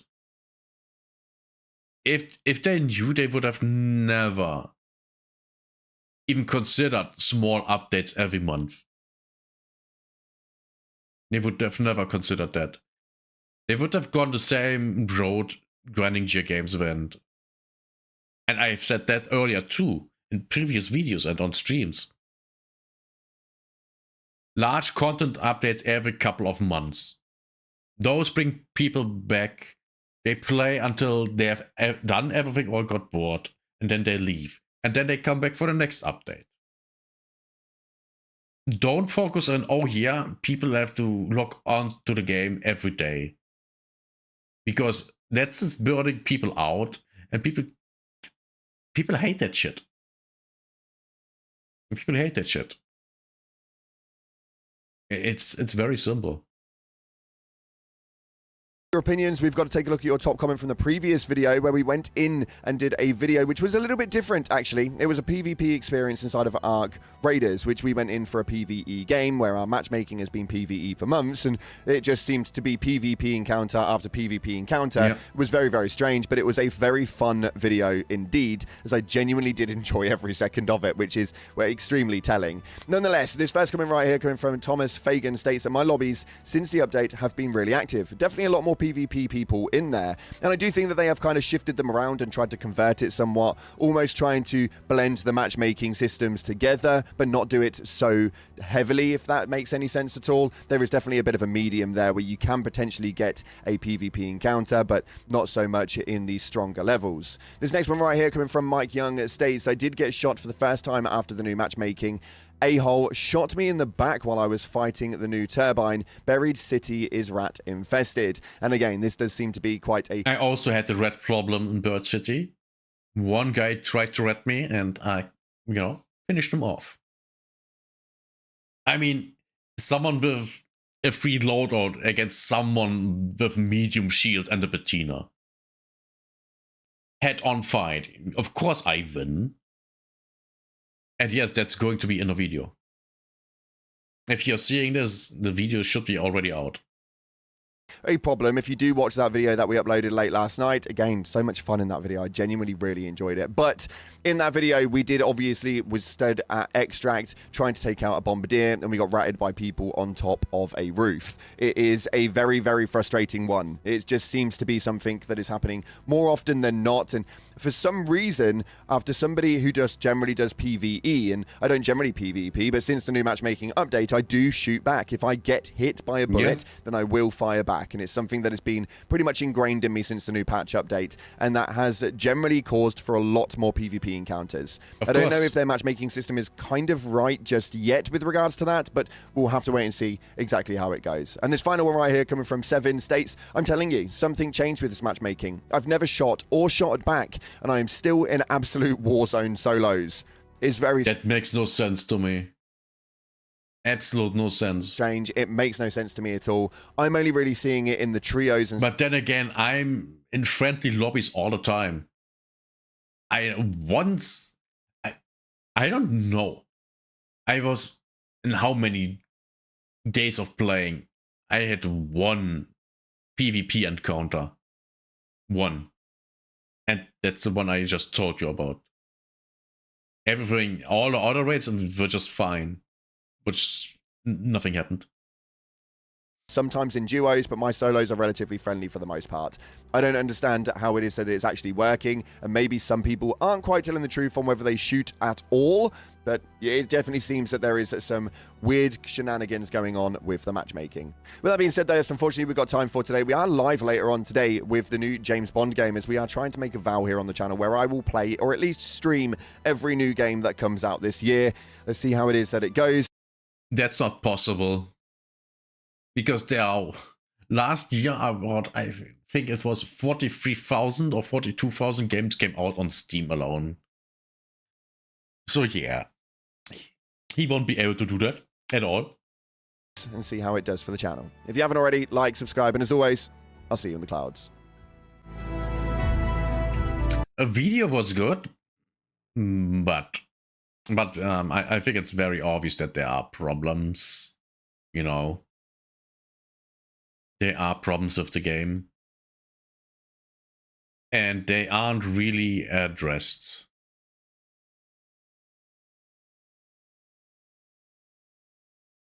Like, you know, oh, you players are fun. Yeah, let's take that away. I really don't like that. I think, I mean, the same thing with the durability burn. Oh yeah, people complain about the durability and that it's too expensive for people to, you know, to repair the weapons all the time. Oh yeah, let's have the weapon burn more durability. What was that? And then about 2 weeks later, they went back on that and actually reduced the durability burn, even compared to before. Man. Why would you even... I really believe that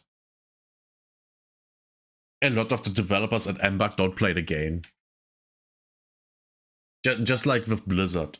A lot of the developers don't play the game. And that's why they make things that make no sense. They make decisions for the game that make no sense. They put things in the game that don't make sense if you're a player. And with that, we are at the end of this video. If you want to see more, subscribe. If you liked it, like it. And let me know in the comments what you think. Okay. How about the body cam? Oh, that looks so good. That looks so good. I got work tomorrow. Grandpa ends his entire family. Thinks he's getting away. Wow. Oh no. Oh no, that's dirty. What the hell is this? Kieran's getting instant karma. Oh no. Oh my god, I can't lift it. Of course not. You're a weak little woman. A weak little woman. Okay. Oh my. Oh my. Nurse thinks her job makes her immune to arrest.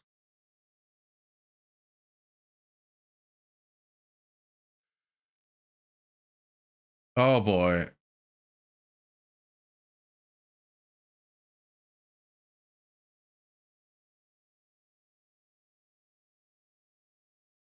Wait, what? Florida Karen chased teen down on sidewalk. Body cam. What the f...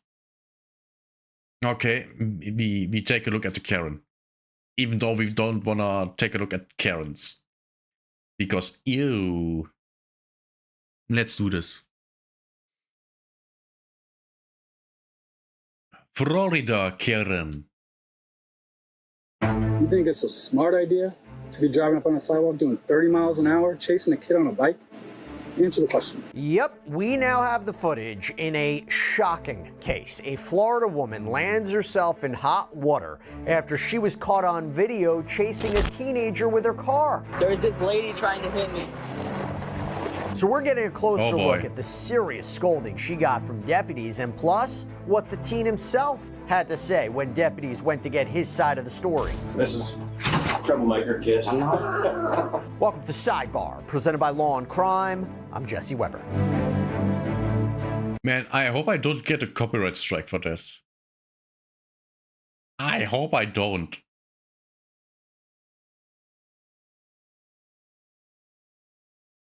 Oh boy. Worst case, I can get one. Do they say anything?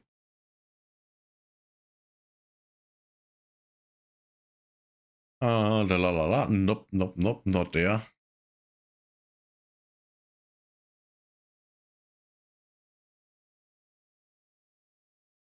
Oh boy. Okay, let's risk it. Risk the biscuit.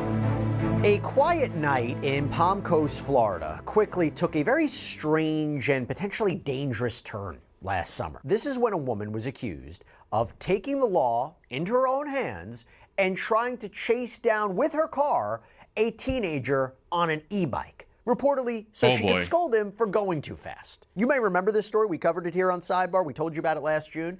Because at that time, we were going off of witness video and police reports. But now, we're getting a look at the interviews on police body cam showing how deputies were able to piece all this together. But it is really the video from then 14-year-old Gage that is so unbelievable. Because he was riding along the Pine Lakes bike and walking path next to the road right around nightfall, started filming when an SUV suddenly started following him, getting way too close for comfort. Why would you... Yeah, that woman is just meant... She's crazy. She's literally crazy. There's this lady trying to hit me. And then there's this other video filmed by a witness showing both Gage and the driver of the SUV flying across the crosswalks. And at times, she seems to get dangerously close to him. Now, a man later told deputies that he saw Gage waving his arms, trying to get someone to help him. Apparently, his girlfriend wasn't far behind him, driving a separate car. So he told her to start recording on her phone. And at one point, she points the camera at her odometer as she's alongside them, showing that they're going around 20 miles an hour. And then her boyfriend, again, this witness, used his car to essentially block the SUV and let Gage get away. He also reached out to dispatchers to let them know what was going on. And a deputy responded to talk to the witnesses, but by that point, it seems Gage and the suspect were gone. What's going on? I was just driving. She was driving up behind me. Crazy. Seemed like a teenager driving a motorized bike behind him. I just didn't know the situation, so I followed him at basically the same pace there, almost about 30 miles an hour. YouTube can't even understand what they're saying. Up on the sidewalk? Yeah. Did you hear her say anything when she was driving up on the sidewalk? Yeah, she said the kid was driving fast in the neighborhood and almost hit her dog, which, regardless, that's not how we deal with things as adults. No, you would think. Now, the deputy was able to get a license plate number from the witness video and track the SUV back to 65-year-old Julia Kalthoff. And when he confronted her, he didn't hold back. Here's what happened. Okay. They don't know what's going on with their phones. They act like they know what happened. Okay. I live right there. I'm 65 years old. I've had both of my hips replaced. Okay. That doesn't matter. What does that have to do with anything here? Nothing. I also have a dog who I was throwing the ball up the squeaky toy for him. That also doesn't matter. He wasn't in the street. This boy comes down on the sidewalk, 35 miles an hour. I'm not kidding you. 2 nights ago, or in the evening, I'm on the street that goes along there. He comes right at me. And I was like, you have to slow down when people are here. He thought that was funny, so they go more. And so then tonight, so I get my car to try to catch him because I thought he lived in the neighborhood. I wanted to either see where he lived, to talk to his mother nicely, or I wanted to talk to him nicely because I thought he was my neighbor. Nice. She's lying out of her behind. Man, such a lying hole. No, guess what? He doesn't even live in here. So then I go after him to try to find him because I know you're never going to find him. And they're all like, you're acting recklessly. I was like, you don't even know what happened. First of all, if he hits me with 2 replaced hips and I can't walk anymore, because believe me, if I go down, I'm not walking anymore. That's going to be bad enough. If he hits my dog, I don't know if you have a dog, but that's my child. Okay. Oh, never married, no children. And I would have called you, actually, and then I went and got in the W's. I couldn't get out of the W's. Guess what? Because my GPS won't work. Come on, my phone's. Do you want to come in the house? No. My phone is in the house. I couldn't even use my GPS to get out. But let's put it this way. He could have disabled me for the rest of my life. And he's probably, 17? He would have gone on the rest of his life, living a great life. And I'd have been in a wheelchair, or he would have hit my dog. And then I would have. She's the victim. Oh, look at me. I'm a victim. Man. There's a reason why I'm for hitting women. found him and it would have gotten ugly. Okay. What's your name? Julia. Julia? Okay, so I got video of you driving up on the sidewalk recklessly. You would have hit that kid on a bike and killed him. You're going to jail for manslaughter. You I'm not going understand? to hit him and kill him. You're driving recklessly on a sidewalk where people walk their dogs and ride their bikes. A video of you doing almost 30 miles an hour up that sidewalk Because I with was your trying vehicle. to catch him. Ma'am, I'm listening. I'm listening. because you're this close to going to jail. I'm listening. You understand? I understand your concern about kids driving. You call us, we do our best to find them, right? You think 65 years old, right? You think it's a smart idea to be driving up on a sidewalk doing 30 miles an hour, chasing a kid on a bike? Asking her that question is not even...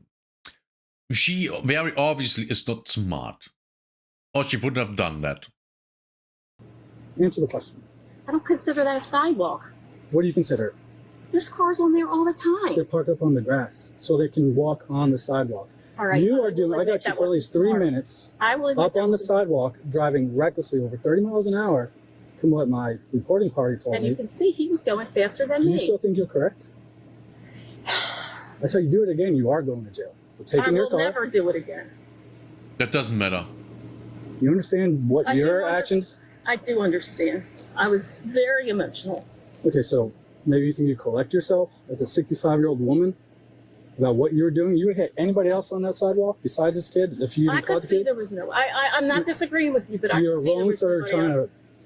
to make this sound correct on your end. Okay. You're I won't. 100% All right, wrong. I won't. I'll stop.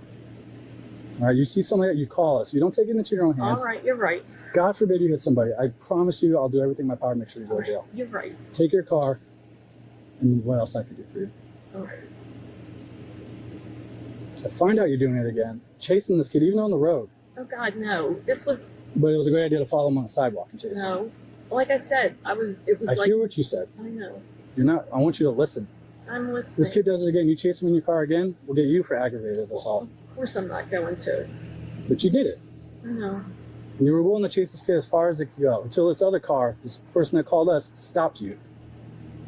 They blocked you at the sidewalk, correct? Yeah. Where does this make sense to you? Okay, it doesn't. Expect if I come back to your Of course it doesn't. But I hope she goes to jail. She won't. She's a woman. house, there's consequences that you're going to be paying. So all it's going to take is for this kid to go home and say, there was a car following me. I already know who you are. I know where you live. I know what car you're driving. And I have you on video doing all this. That's plenty of evidence for a judge to say, yeah, we're taking her car, we're taking her license, and she's spending time in jail. Who's going to take care of your dog now? I'm not disagreeing with you. I'm just putting the whole picture together And for I'm you. soaking it in, and I'm not disagreeing with you, and I'm not arguing with you. And like I said, I wasn't trying to say, I wasn't trying to excuse myself.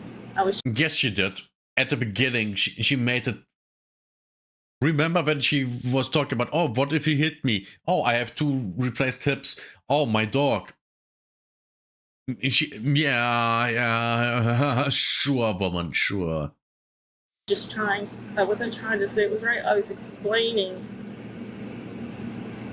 stupidly where I was coming from. I recommend you go back inside. Okay. Unless you have any other questions for me. All right, think about what you're doing next time. Okay. I'm not even going to say it again. I told you enough, okay? Think about everything you just did, too. Okay. All right. So at this point, since Gage has sped away to safety, investigators weren't so sure who their victim was. But that changed the next day when his parents got in touch with law enforcement. And according to Gage, this woman, Kalthoff, had screamed at him, chased him, and tried to force him off the path. She was on the sidewalk. That's crazy. That's fucked up, man. Yeah.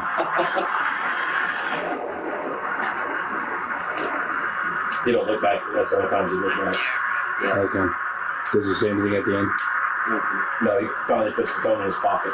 Because I had to focus on driving. Yeah. Yeah, well, we got a driver's license yesterday. License plate yesterday. So someone did get that far? Yeah. And we also got a video from the other witness. I guess you told him to call 911. Yeah. I wasn't the one that did the initial investigation. But yeah, we spoke with her already. We want to, whatever the fullest intent of the law is, I want to enforce it. Yeah, I'm sure. Good. Honestly, I haven't dealt with this, so let me see what I can do. Okay. Okay. I sent the first video to Officer Landy at Matanzas High School. Mm-hmm. He's the one that gave you your. He said, "Send the video, do it." Yeah. He said that's a crime. So I said we want to do whatever the full intent of. Yeah, I'm sure. Oh yeah. It's not just him. I can guarantee you she would do it again. She would. Because she did it once. So if she would have gotten away with it, she would have done it again. If they don't press charges and nothing happens to her, she will do it again. It'll be another kid. Yeah. Her complaint was not that whatever she did makes it okay, but her complaint was, I guess you were driving too fast or recklessly throughout the area, so she wanted to confront you. No, I was, because there was a rock in the road that I had to swerve to not pop my tire. That was the only time that it had been reckless. Yeah. Dude, I mean, people are crazy out here. I mean, regardless of if he was on the sidewalk with an e-bike, I mean, unless he was like throwing rocks through windows or doing something like high crime, she's at fault because she put her car on a path, right? Oh, I mean, if I saw that, she'd get a fat ticket. You know what I mean? But I don't know. I mean, she's not trying to run him over with the car. She did. She cut me off. I don't have proof of that, but she did cut me off. Yeah. But to try to stop you? Yeah, she overtook me. She went on the grass on the sidewalk when there was a clear path. Mm-hmm. She overtook me, and I'd say she was about She was about that close to me, almost to hit me. Oh, and yeah, that's close. Trying to get you to slam on your brakes or stop or whatever. Yeah, she swerved. So that's when I swerved into the grass and went on to Pine Lakes and waved someone down. Yeah. I mean, you did the right thing. Well, my point is like, you know, it's clear that she's doing to try to make you to stop rather than to try to hit you. She's in the car on the sidewalk. You're in an e-bike right on the sidewalk. If she wanted to hit you, she could have. Yeah. You know what I mean? So. Yeah, but she's also 65. And the woman. So she might be insecure about her driving, you know? You have to think about that too. You know? To be completely honest, like I said, I've never dealt with this, so let me see what I can do. And if we can, you know, you guys want to press charges, if we can have any of that, then we'll go right ahead and do it. Okay. But I don't even know if we have anything, if I'm going to be completely honest. So let me get back with you guys. I'll get in my car and I will be right back. Okay. So the deputy does some research, but can't seem to quite pin down what he'd be able to charge Kalthoff with. Well, hate to break the news, but we don't really have anything. Nothing to reach statutory requirements or anything like that. If we did have anything, it'd be like aggravated assault, but she didn't have any criminal intent. It was a stop him to talk with him. So that's where we're at. I don't believe anything. He said maybe aggravated assault. I mean, that'd be stretching. That would be if she had a criminal intent to hurt him or kill him or whatever the case may be. I forgot to mention in the intersection, because she came on the road originally. Mm-hmm. When I had to pass the intersection, she cut me off. Like she pulled. Oh, in. you did mention that, honey. No, I said when she was driving on the sidewalk. And then she passed you in the grass and cut you off. Yeah, but how she got on the sidewalk is what I'm saying. She pulled in and she literally cut me off. I could have ran straight into her. Yeah. Well, I'm saying if she wanted to hurt you or even worse, kill you, she would have sped up and hit your bike and ran you over. Yeah. You know what I mean? There's no.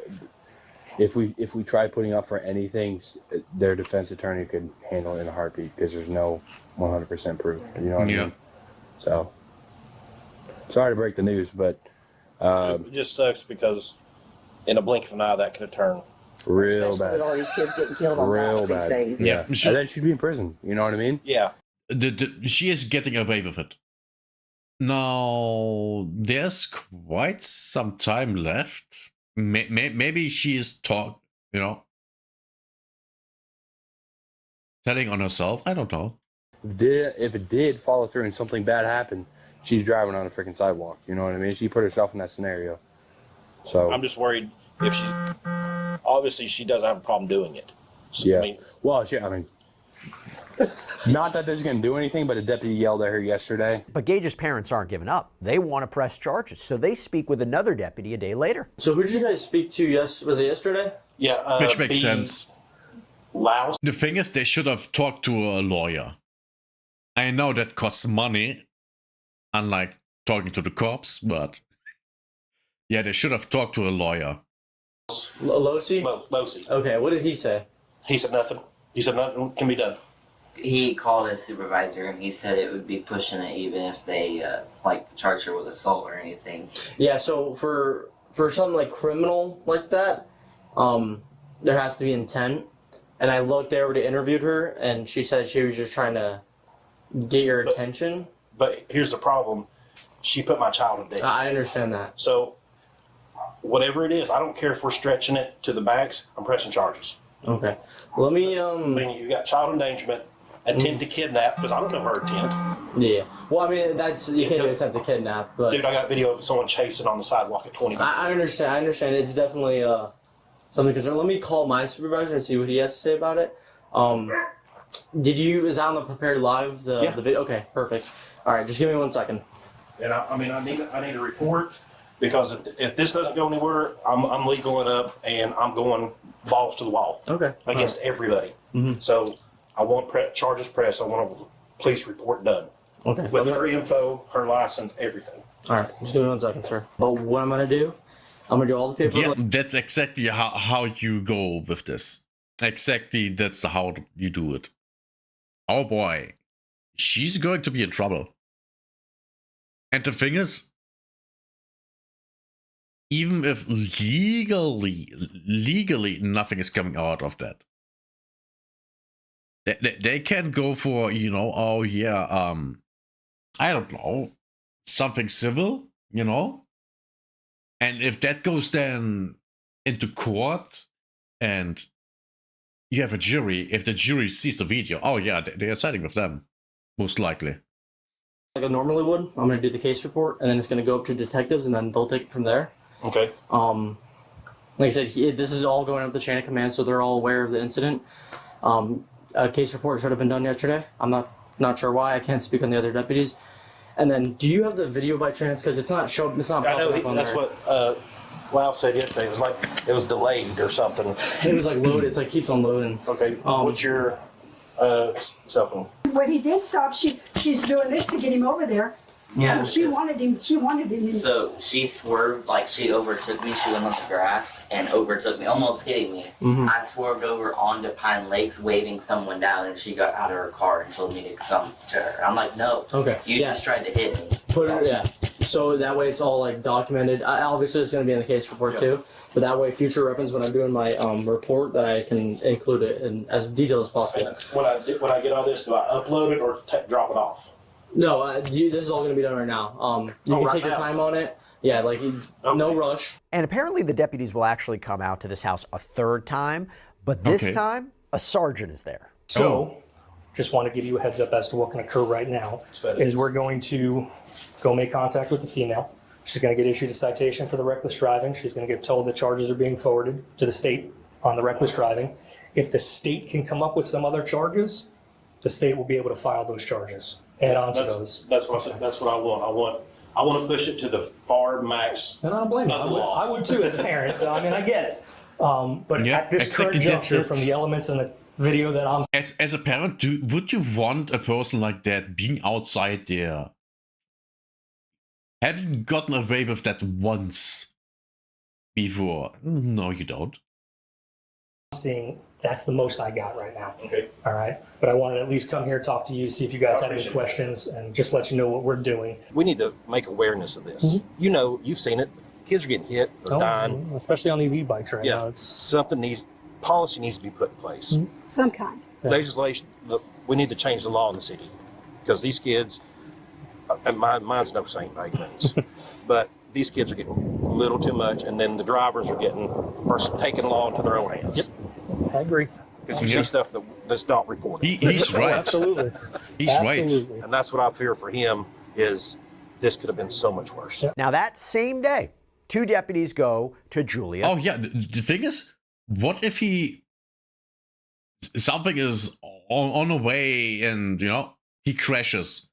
She was right behind him. She could have just run him over. Kalthoff's home, okay, the suspect.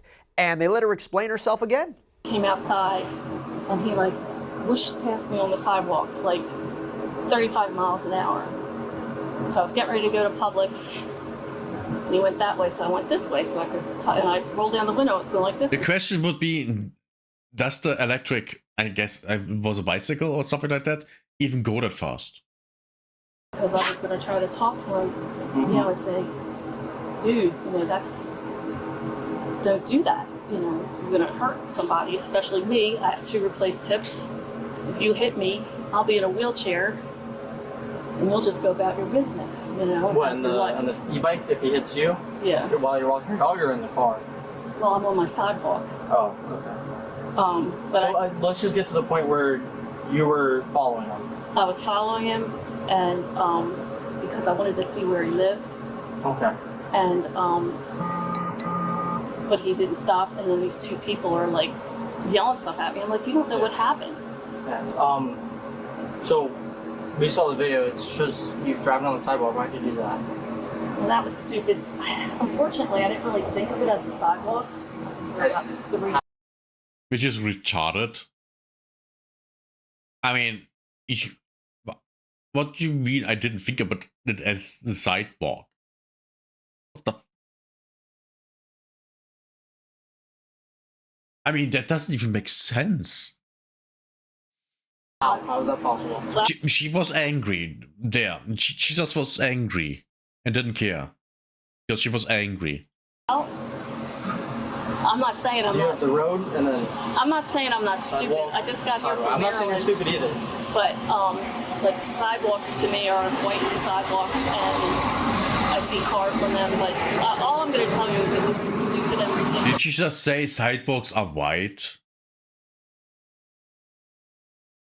That's one of the most stupid things I've ever heard. And I've heard a lot of stupid things.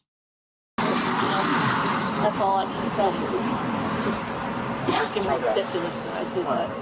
So I just have to read you this before I ask you more questions, okay? Are you arresting me now? I have to read you your rights before I question you, okay? So I'm going to ask you incriminating questions. You have the right to remain silent, and anything you say may be used as evidence against you. You have the right to talk to an attorney and have him or her with you now or at any time during questioning. If you cannot afford an attorney, one will be appointed to represent you. If at any time you wish to stop talking or have an attorney present, all questioning will be stopped at your request. Do you understand these rights? Yes. With these rights, are you willing to talk to me? Yes. Okay. So, when you were following him, did you ever get close to him? I don't think so. No, I couldn't catch up with him. So you were trying to catch up to him?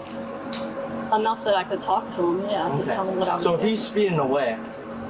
That doesn't even make sense. Getting close to him so you can talk to him while driving? That makes...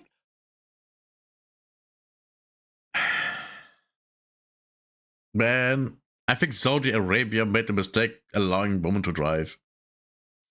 And you're continuing to follow him. Why would you keep on following him? I just... That was stupid. That was stupid. So what was going on inside your what was your emotions like? Mainly, I think I know where he lives now. Like I said, I wanted to talk to him, or let his mother know so that it wouldn't happen anymore. I shouldn't have done it. I shouldn't have done it. So when you were on the sidewalk, did you ever like jump in front of him? Mm-hmm. Nothing like that, and you didn't try to get in front of him before you started following him? Yeah, not before I started following. Or before you went on the sidewalk? Because that's the story I got. That right before you hopped on the sidewalk, or maybe as soon as it happened, you kind of like try to cut him off? I tried to come around. I didn't try to cut him off. So you try to go around him, you're saying? Yeah. Okay. And what was your goal to going around? To talk to him. Okay, how fast were you going? Not as fast as he was. I don't know. Okay, so you were trying to catch up to him even though he's going pretty fast on a sidewalk with a bike, okay? You understand where we're coming from here? I do. Because it's ridiculous. It makes no sense. I feel that way. How would you catch up to him and drive in front of him if you were slower than him? You literally can't. And I can't disagree with you. It is ridiculous. Mm-hmm. So your main goal was to just try to talk to him? That's it? Absolutely. I'm just going to tell you what it seems like for me. seems like this was an anger kind of like driven thing. Is that true or not? I was angry, but I just wanted to talk to him and tell him, you know, I would have spoken. Even I got out of the car and I was like, I even said to him, will you talk to me? And he said no, and he just, you know, kept going. I mean, so why? Well, yeah, you are in a car driving after him. Of course he wouldn't. What the? Imagine if this genders would be reversed. He, by the way, would be in handcuffs. Keep on following after that. If he doesn't want to talk to you, that was stupid. Okay. I wanted to see where he lived to tell his mother. Okay. So you started falling on the sidewalk. That's the main problem here. Okay. I gotcha. And then what happened once the other couple or whatever, they blocked you off from? Were you trying to keep on following them after they blocked you I was off? trying to get away from them. I don't know what they're going to do. All right. Well, I think they were just trying to help the guy on the bike out, because from their angle, it doesn't look good. You know what I mean? Right. I understand. I'm going to be honest with you. Based on what we have now, I'm going to be making an arrest on aggravated assault and the reckless driving too. Based on everything that I have. Okay. So I'm gonna need you to turn around for me. I gotta. And we'll do that. We'll do all that after. Oh, my mother. Okay? Oh, we'll do all that don't after. do this, please, in front of my neighbor. Is my Here, broken. we can go in the door for you. Yep, that's fine. I'll give you that respect. Just gonna have you hang out right back here. I mean, let's be fair here. She's cooperative and behaves nicely. I give her that. But still, she should not have done that. She should not have done that. He comes out, he just has to give you your pockets a pat down just to make sure you don't have anything on you, okay?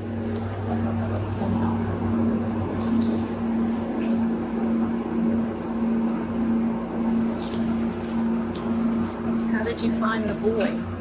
I'm not sure. I'm coming in on night shift. He's been working the day shift. Now, according to a police report, quote, Julia was placed under arrest for aggravated assault with a deadly weapon without the intent to kill, as GE was in fear for his life that he would be struck, and reckless driving for driving on a bike path and sidewalk while following him. Julia also received a uniform traffic citation. Julia was transported to the Flagler inmate facility without incident. Now, I had a chance to speak with Gage's parents, Adam and Christina, last year when this first happened, and they told me that seeing the video that Gage took, that was scary enough. But when they saw the witnesses' video, they knew that their son came really close to being seriously hurt. We introduced ourselves and thanked him, and then his girlfriend was with him. And she said, hey, I have the video. Do you want it?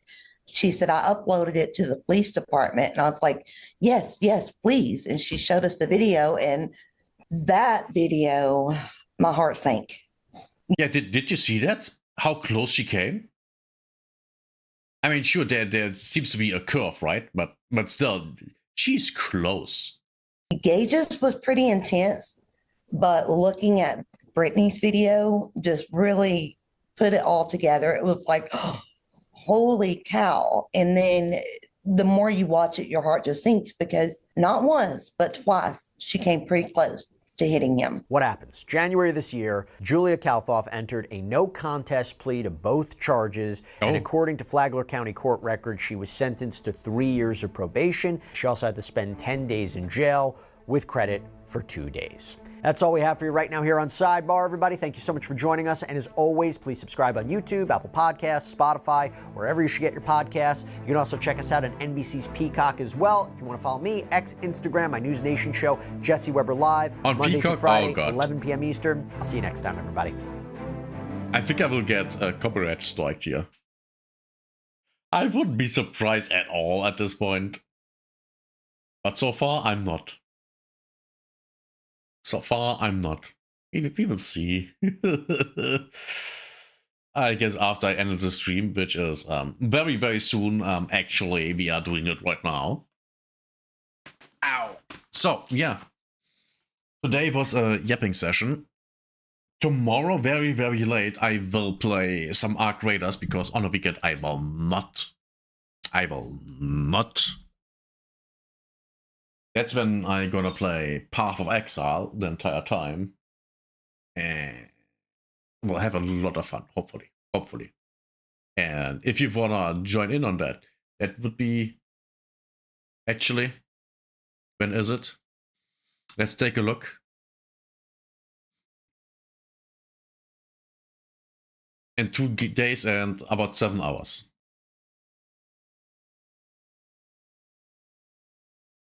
Gonna be fun. Gonna be a lot of fun. And I can't wait for this. Honestly, it's going to be awesome. And with that, we are at the end. If you enjoyed today's stream, subscribe, like, and let me know in the comments what you think about whatever you saw and what to comment on. See you next time. Bye bye.